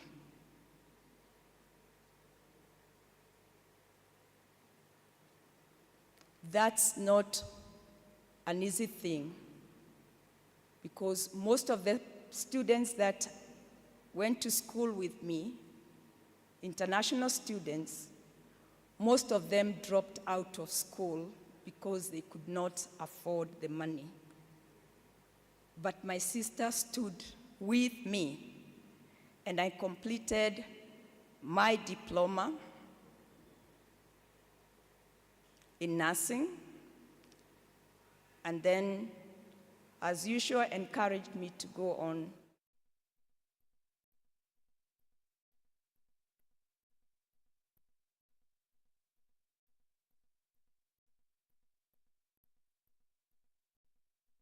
to be employed in one of the prestigious hospitals and worked as a critical care nurse for close to over 20 years.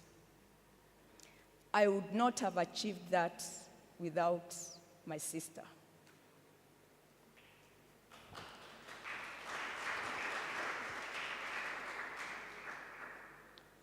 Today, I would proudly say I've been recognized in the positions that I held at the hospital.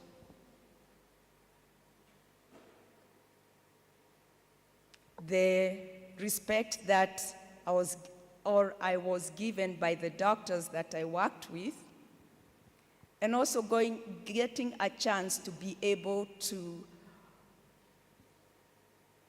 be with people that most of us, the white people that we mostly think they are better than us.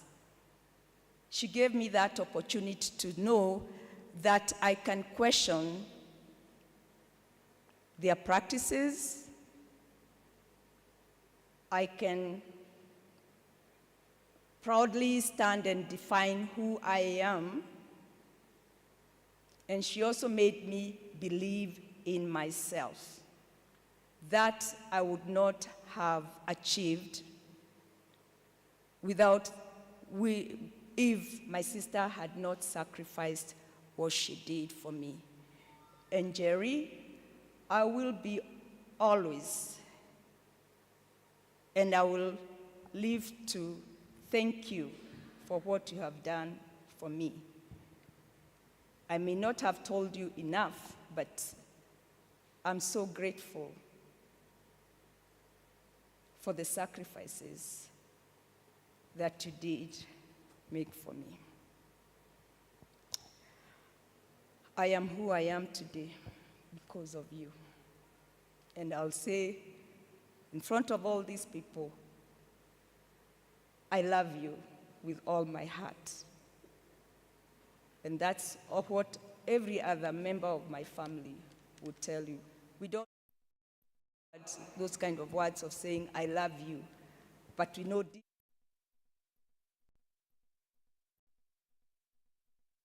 On another side of Mary, her gift of listening and acting.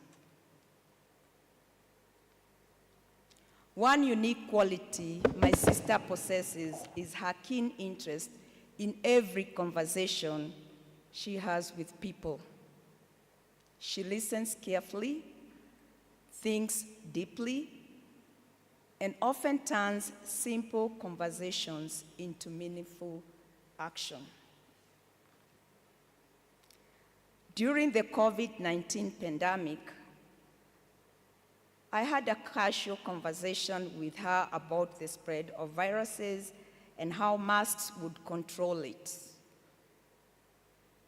It was just a conversation we were having at, just sitting watching TV when there was so much drama about COVID. And I told her, you know what, in my place of work, because we have very critical patients, infection is one thing that we really take into control. And I told her there's one simple thing that we do to prevent us from getting sick or taking sickness to the very immune-compromised patients. I told her we only need a mask, and that is what people need to wear. That was just a general conversation that I had with her. The next thing I knew is that she called somebody, Juakali, I think that's Pastor Karanja, and she asked me to talk with Dr. Karanja on how that mask would be made. And I remember writing a text to her. Kainga, I also wrote you a text. I'll show it to you. I wrote you that text about bringing the issue of wearing masks so that we can prevent the infection. But she convinced me to do it. The usual person that you give a conversation to. And the next thing is that Pastor Karanja, I explained to him how to do it. He went to Juakali, made the cloth masks, and the next thing I heard in their conversation with Jerry was that he had been called to talk about how he came up with the idea of making masks. But for me, what I got from that, he said, in Kikuyu, that idea gave him money to be able to put wetogorokenuge in our homes. So that is who Njeri is, with the conversations that she has.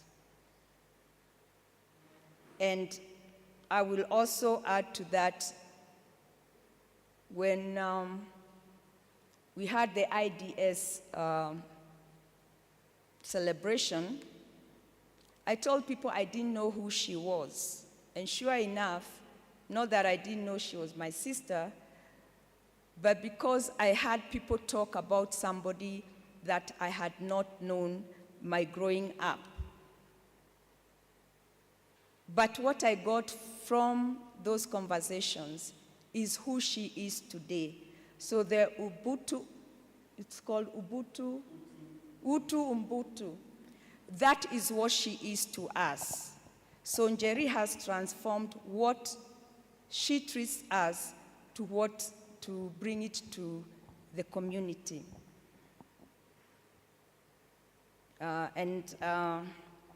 Just to go back to what I was talking about, out of the conversations Njeri has, that is who she is: a listener, a person that understands, and a person that acts for the benefit of others. The values, she's a person who lives by her values. Through her character of who she is, Njeri has instilled in us the values of kindness, hard work, determination, and a deep love for education. She has shown us through her own life that strength is not always loud. Sometimes strength is found in quiet service, consistency, support, and unconditional love. Just to quote one of the authors that I have lived by, that's Maya Angelou, she once said, I have learned that people will forget what you said to them. People will forget what you did, but people will never forget how you made them feel. Njeri, you have always made me feel seen, valued, loved, and you have also made me feel that I can become unstoppable. I am the person that I am today because of your love and guidance. We as a family are very proud of you. I know you expressed your desire to honor Dad and Mom during this forum. Unfortunately, Dad passed away on June 19th. Dad would have been very proud of you. He was your greatest cheerleader, and we just pray that his soul continues to rest in peace. And as for Mom, I know she would have loved to be here, but due to the loss of her husband or our dad, emotionally she's not able to be with us. And on her behalf, I will say congratulations and thank you for being who you are to us as a family. Thank you. Yeah, before you do the vote of thanks. The only other thing I would ask, and Yes. this is having discussed about my sister and her accomplishments, anybody from the University of Nairobi, I would want to ask one question. Why does my sister not hold the title of Professor Njeri1960? That's a question that I would ask the people or the academicians or the administrators of Nairobi University. She deserves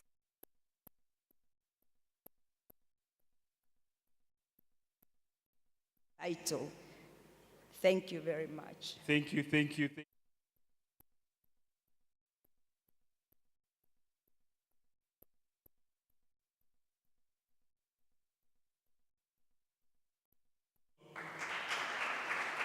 Great. Before I invite Dada Jen to come and give a vote of thanks, I would want us just to, we are celebrating the legacy, the enduring legacy of this distinguished Kenyan intellectual, Dr. Mary Njeri Kinyanjui. And you saw there my nephew, the young student of economics from the University of Nairobi, just mentioning some of the titles that are here today.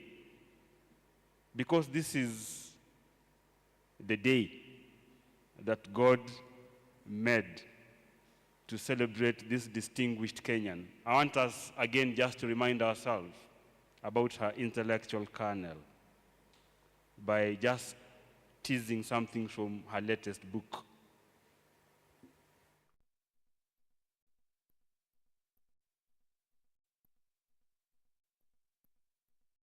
On my foot, written by... Project your voice like a radio person. The book is The Scars on My Foot, written by Dr. Mary Njeri Kinyanjui. The Geography of the Heart and Informality. The journey of the African woman scholar is often told as a story of escape, a neat, straight line from the backward village of the enlightened universities of the global north. The old colonial grid.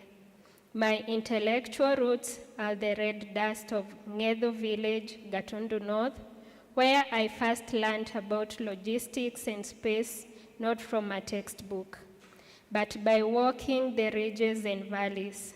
This is what feminist geographer Donna Haraway calls situated knowledge. My understanding of the world is not some detached, objective view. It is a view shaped by the scars on my left foot.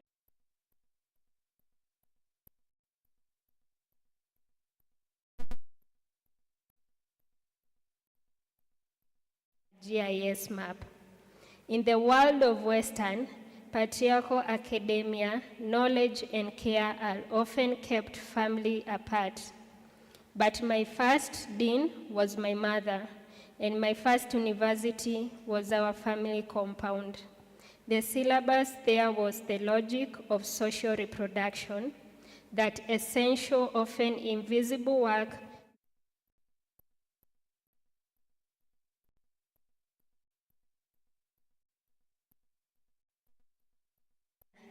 She was not just making conversation.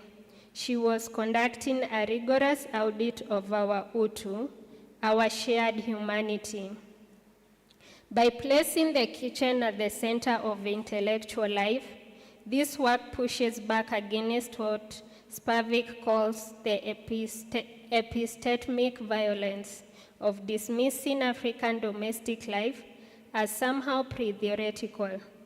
Not worthy of serious thought, I argue that the evening fire was a site of profound learning, a masterclass in resource management and ethical living, one that was far more robust than any sterile boardroom I would later sit in. Chandra Tapade Mohante argues that Western thinking often flattens the third world woman into a single, powerless victim waiting to be rescued. My work seeks to dismantle that image. When I look at the market traders of Kenya, I do not see the marginalized or the survivalist defined by what they lack in a capitalist system. I see strategists, I see women managing complex, trust-based micro-equity markets, the chamas and SQs, that run on a currency of social capital for more resilient than the Kenyan shilling. A great round of applause for the niece of Dr. Mary Njeri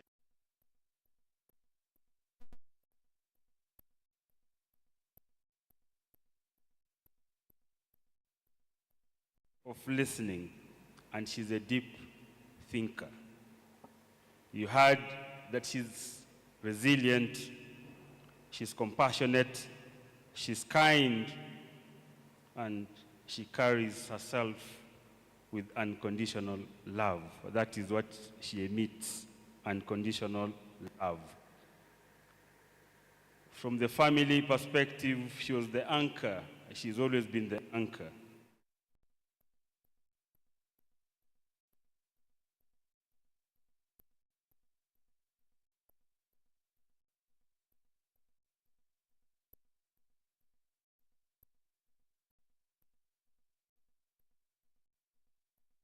Comes without any judgment. She sacrifices for family, for community, for her students and friends. Now, fame, recognition, respect, admiration precedes its bearer. One does not become a negritudeist by calling themselves that they are negritudists. It manifests itself in their scholarship, their work, and their writing, the ideas, and the movement. And if you're a writer, a scholar, it is shown. Did not the Nobel laureate Wole Soyinka say that a tiger does not approach?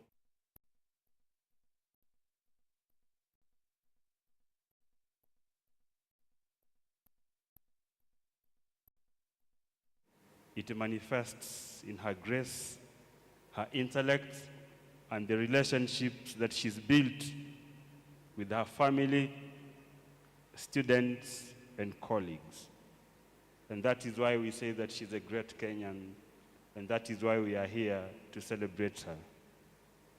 Celebrating the legacy of a great Kenyan under the overarching theme, from the margins to the center. Can we, with a round of applause and a standing ovation, celebrate that woman?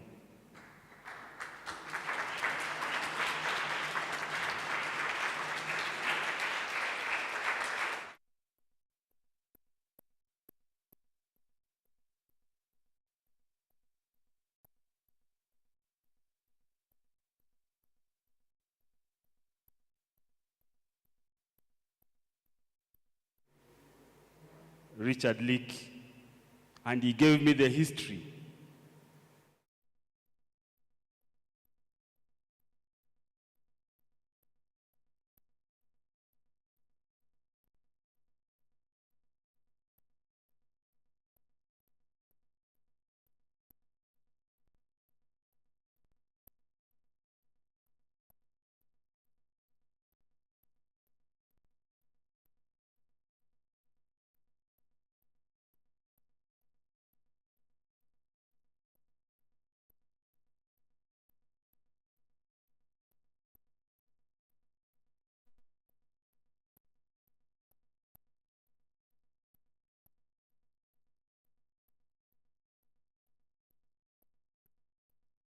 Kenya is the place, the birthplace of humanity.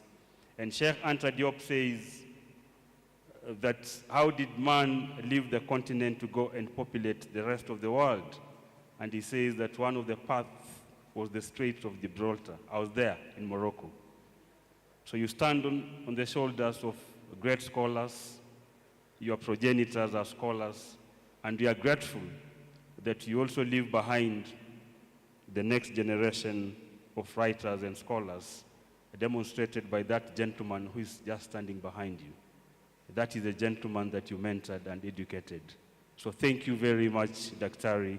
Another round of applause. And to the family, thank you very much, Sister Josephine, Sister Anastasia. Thank you very much for sharing Dr. Njeri Kinyanjui with us, Kenyans, with us as Africans, and with us as scholars. Those moments that she was away with us, those are also the sacrifices that she did. So we are grateful that you shared this great Kenyan intellectual with us. And I repeat that question as a journalist. Why does not Dr. Njeri Kinyanjui carry that title of professor? Her story has redeemed of higher learning.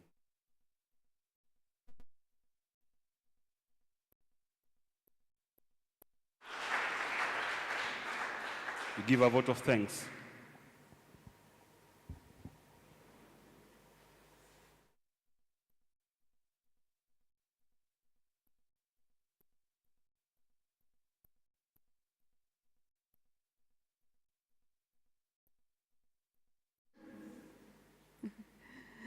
You'll close with a word of prayer and bless the attendees. Thank you, everybody, for attending this session and celebrating Njeri.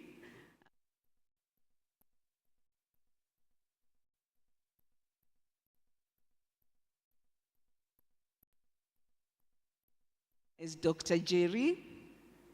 And thank you for celebrating her and giving your time to us to have this symposium come to reality. She's quiet.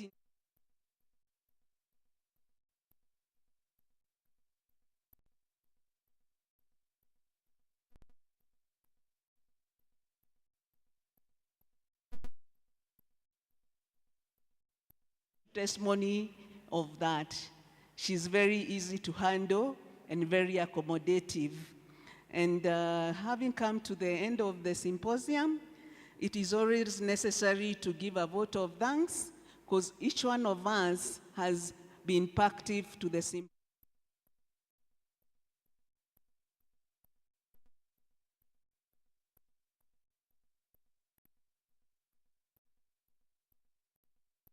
And even the physical ones, we appreciate you all. We have the students who have been taught by Njeri. If there's something that she has been so impactful to the student, she always make a follow-up.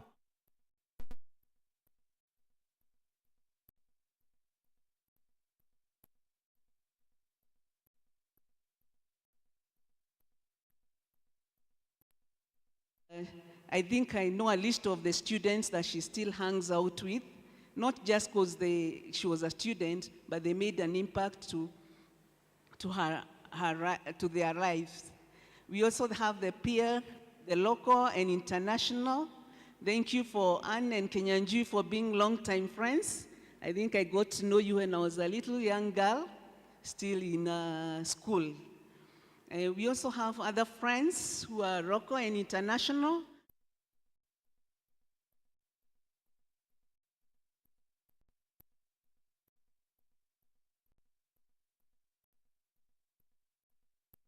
Give her the information, and they don't even, sometimes some of them even don't know the questions that she's asking, what she's going.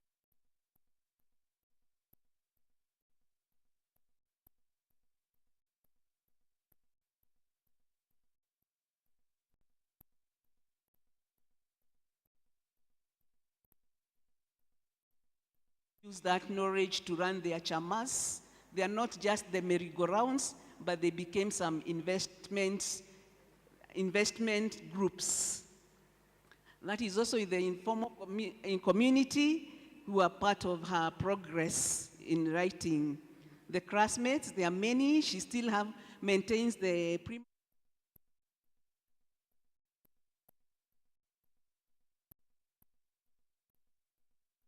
very highly. Lucy has walked a journey with Jerry. I also know her. And thank you for all the facilitators who made this function to be a success.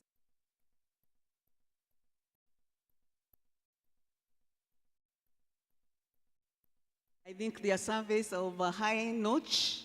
We have not tracked anything. And I think if you have anything negative or positive, we can give them so that they can have an improvement in their next forum.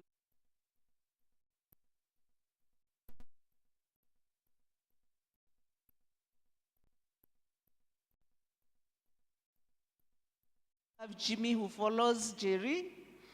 Jimmy is also a teacher and a farmer.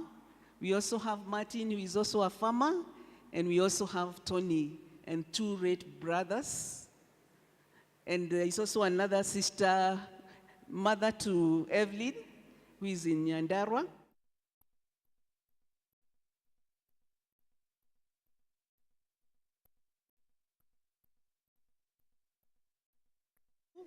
We have sponsors, the Absabac, Technobyte, Dr. Mushemi. Thank you very much for being with us, even presenting and having your institution come to support us.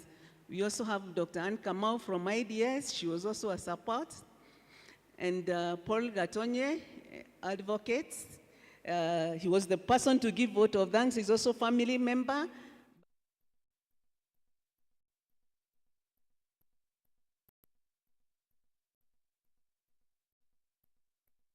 Director, thank you very much for spending the whole 3 days being here to celebrate our sister and always inviting her to the studio anytime she's available to discuss her books.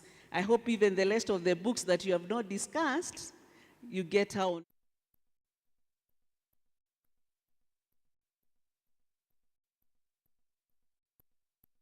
We are going to sell those books. Yes. Juma. Hey, Juma, you're such a wonderful and good coordinator. Can you have clap for Juma? I hope all of you know Juma. Juma, just stand up. We appreciate you. Eh?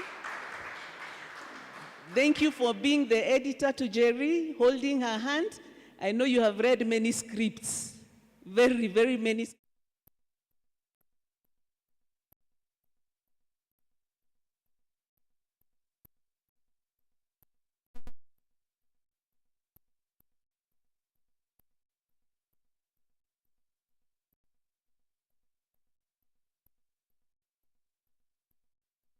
Birthing the idea, very few people would want to celebrate others. Thank you very much. And may you also be, time come to be celebrated. We'll be there to also celebrate you. The other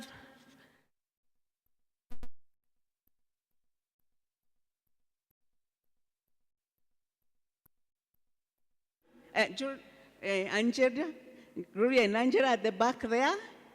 Thank you very much. We appreciate for ushering us in and also saying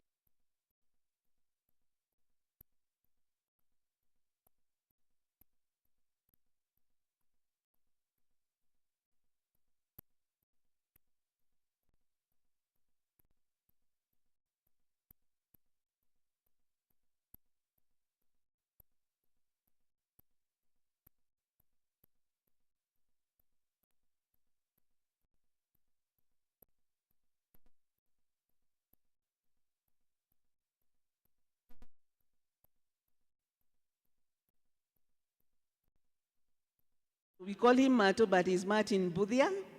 Mato kept us on our toe, refreshing us, giving us icebreakers, and some of us were told to touch their toes and head. They did not know which way is the head and where is the toe.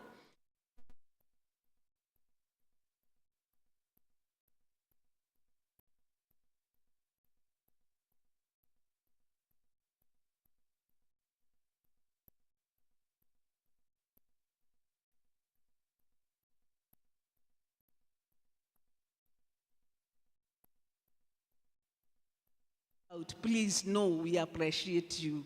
Can you clap for yourself?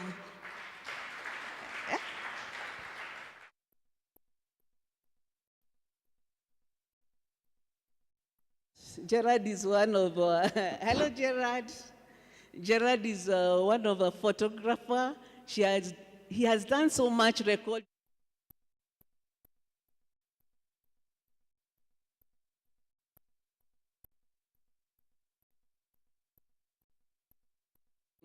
There's one that recorded about Karemin.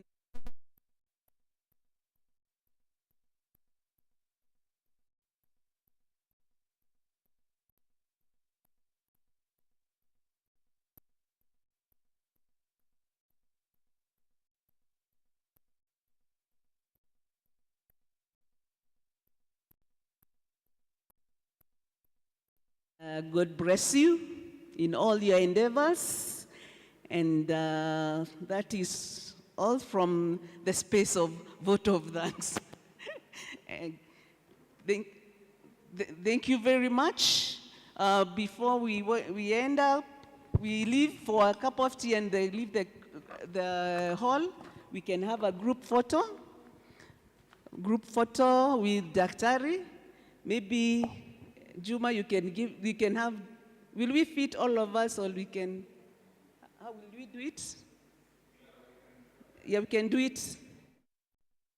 After the photo, Dr. Nyambura will give us a benediction.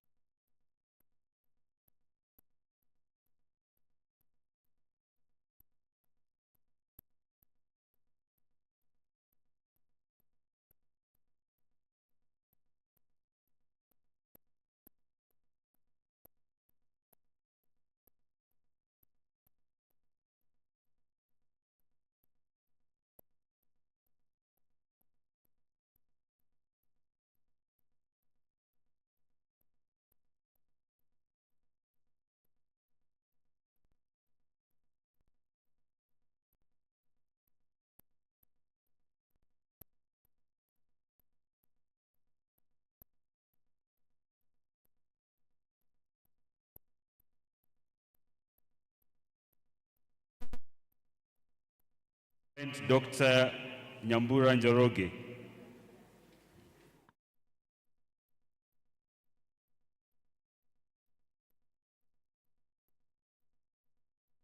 Before we pray, the photojournalist, that is a very beautiful photo, even before the group photo.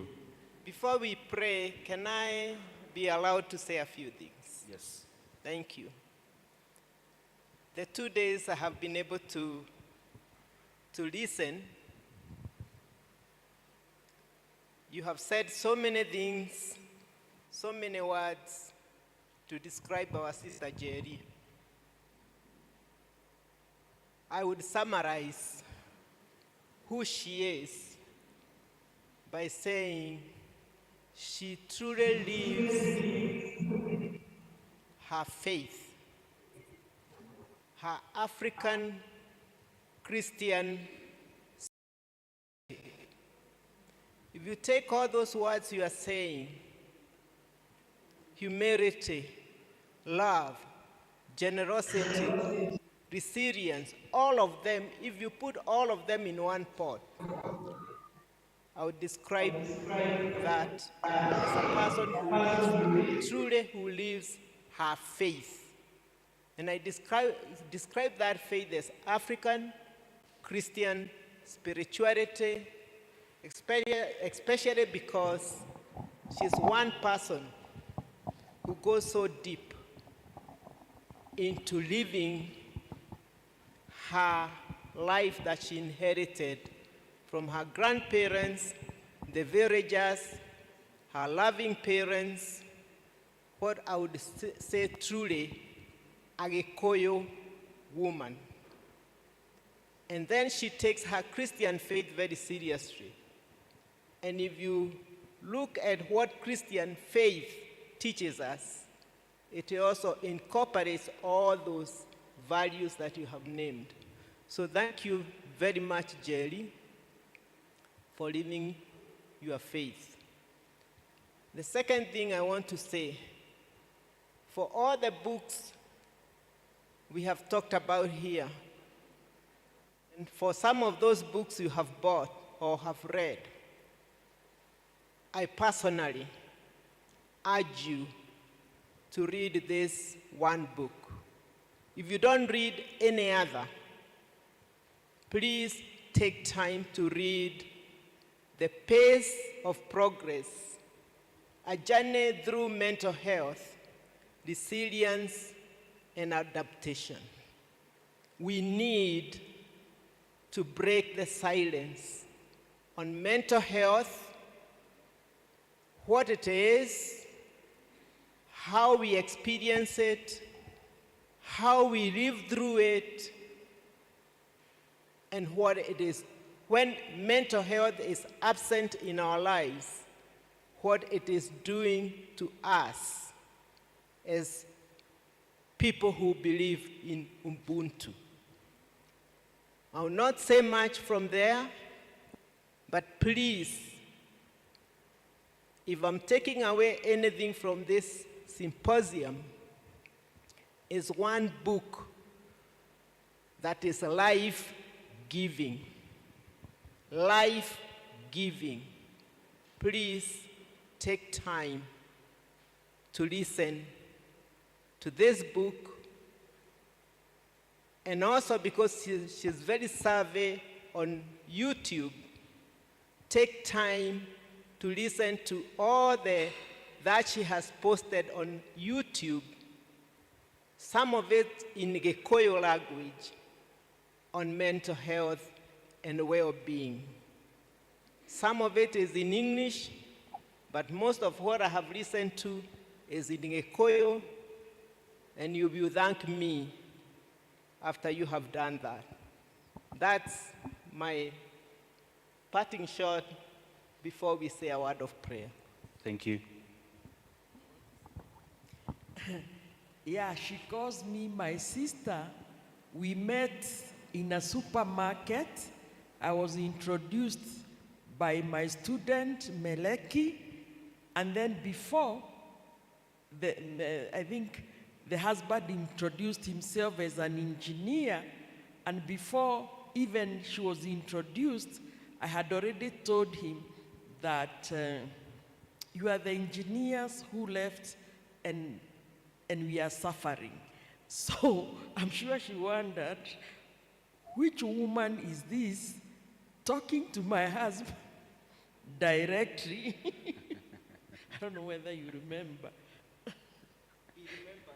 Yeah, without even any fear, and I don't know her. Then there are other people who have dared to support me in times of dire need.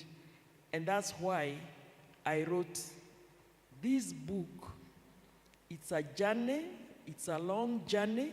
I'm sure my sister didn't know that I was writing it, neither did she know that I was writing the scars on my foot. So those things were written because I felt pain when I saw, and then there is Bakita today, the struggles of workers in those developed countries, what they go through every day. Bakita is a Catholic saint from Sudan. She was taken to Italy. While there, she got converted. Today, we are going there with high hopes, with what? But missing it out, losing it. So that's why I wrote those 3 books. I don't write them as academic book. I like them as poetry. Because they are what I have observed, and then there is the Ubuntu and reconstruction of the neoliberal pipe dreams. You know, before even I wrote this book, my friend tells me a story how he was being operated without proper, is it called anesthesia? Anesthesia. Can you imagine how we have not taken care of everything in our lives? We just think about money, money, money first, such that a doctor can operate on somebody without putting anesthesia. So let's think our values, let's think ourselves. And I think I honor somebody like Peter Kenyanjui and Anne. You know, we have a lot of history together, some of which is very painful, and Kenyanjui and Anne were my negotiators. So, Kenyanjui, even if you look at him like that, he still looks young. Why? Because he has kept himself, he's not an alcoholic, and Anne is very prayerful. So these are the living saints that we should have a look at. Wow, that was a strategy that Dr. Nyambura employed so that we can actually have the last one from Dr. Mary njeri1960. A round of applause for the great scholar. Mom, you can pray now.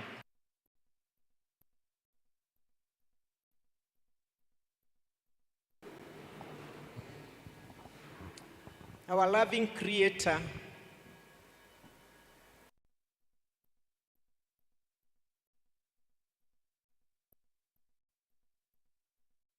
to say thank you for who you are in our lives, for gathering us in this place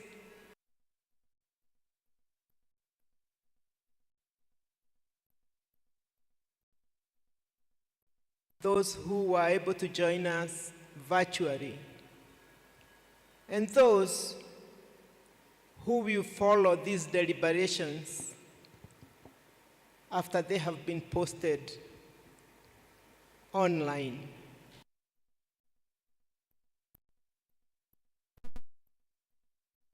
That you have given to each one of us, and especially to your daughter, Njeri, whom we are celebrating, who has given so much.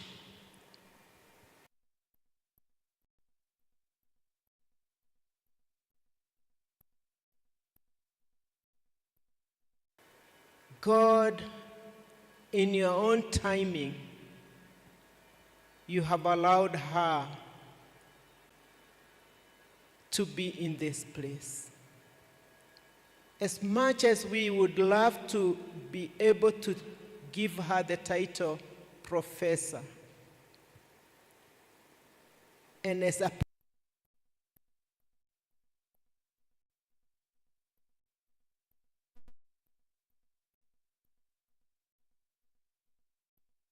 that she is in your eyes, your beloved daughter,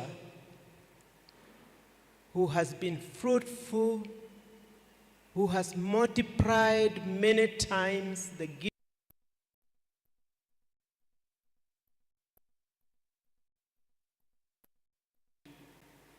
and with great love. In my sight, those are beyond the titles that we acquire on this life. And so we thank you for everybody in this place, and we thank you because you know our gifts, and we trust that you will continue to journey with each one of us with all the plans that we have ahead of us. We cannot forget to say thank you for the gifts that you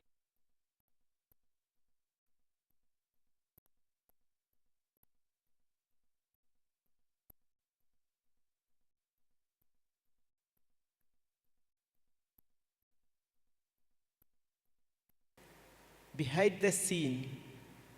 We say thank you to them and to you. And as we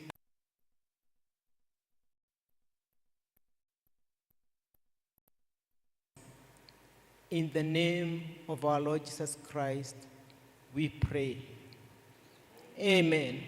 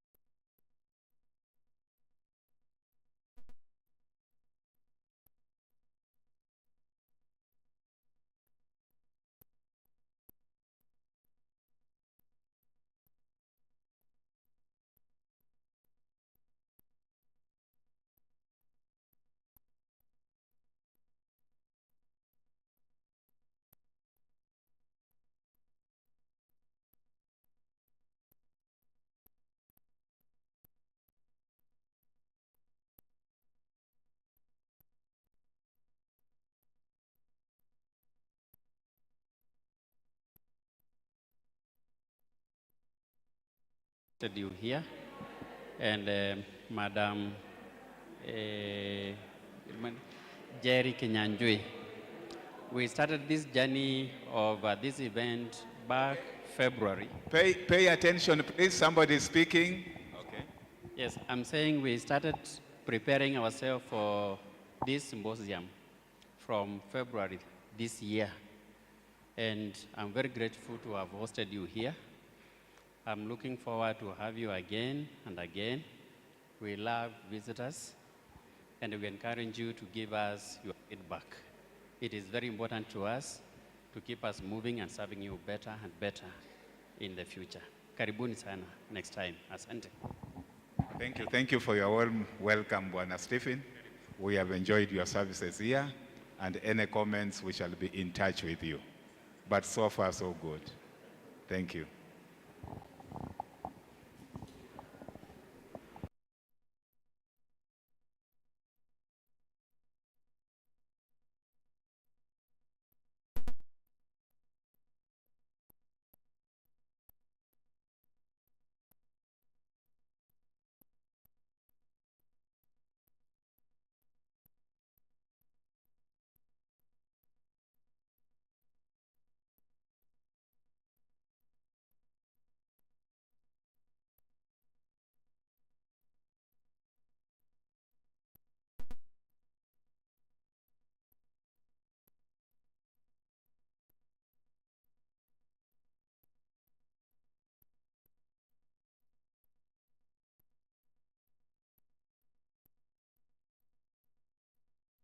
Recording stopped.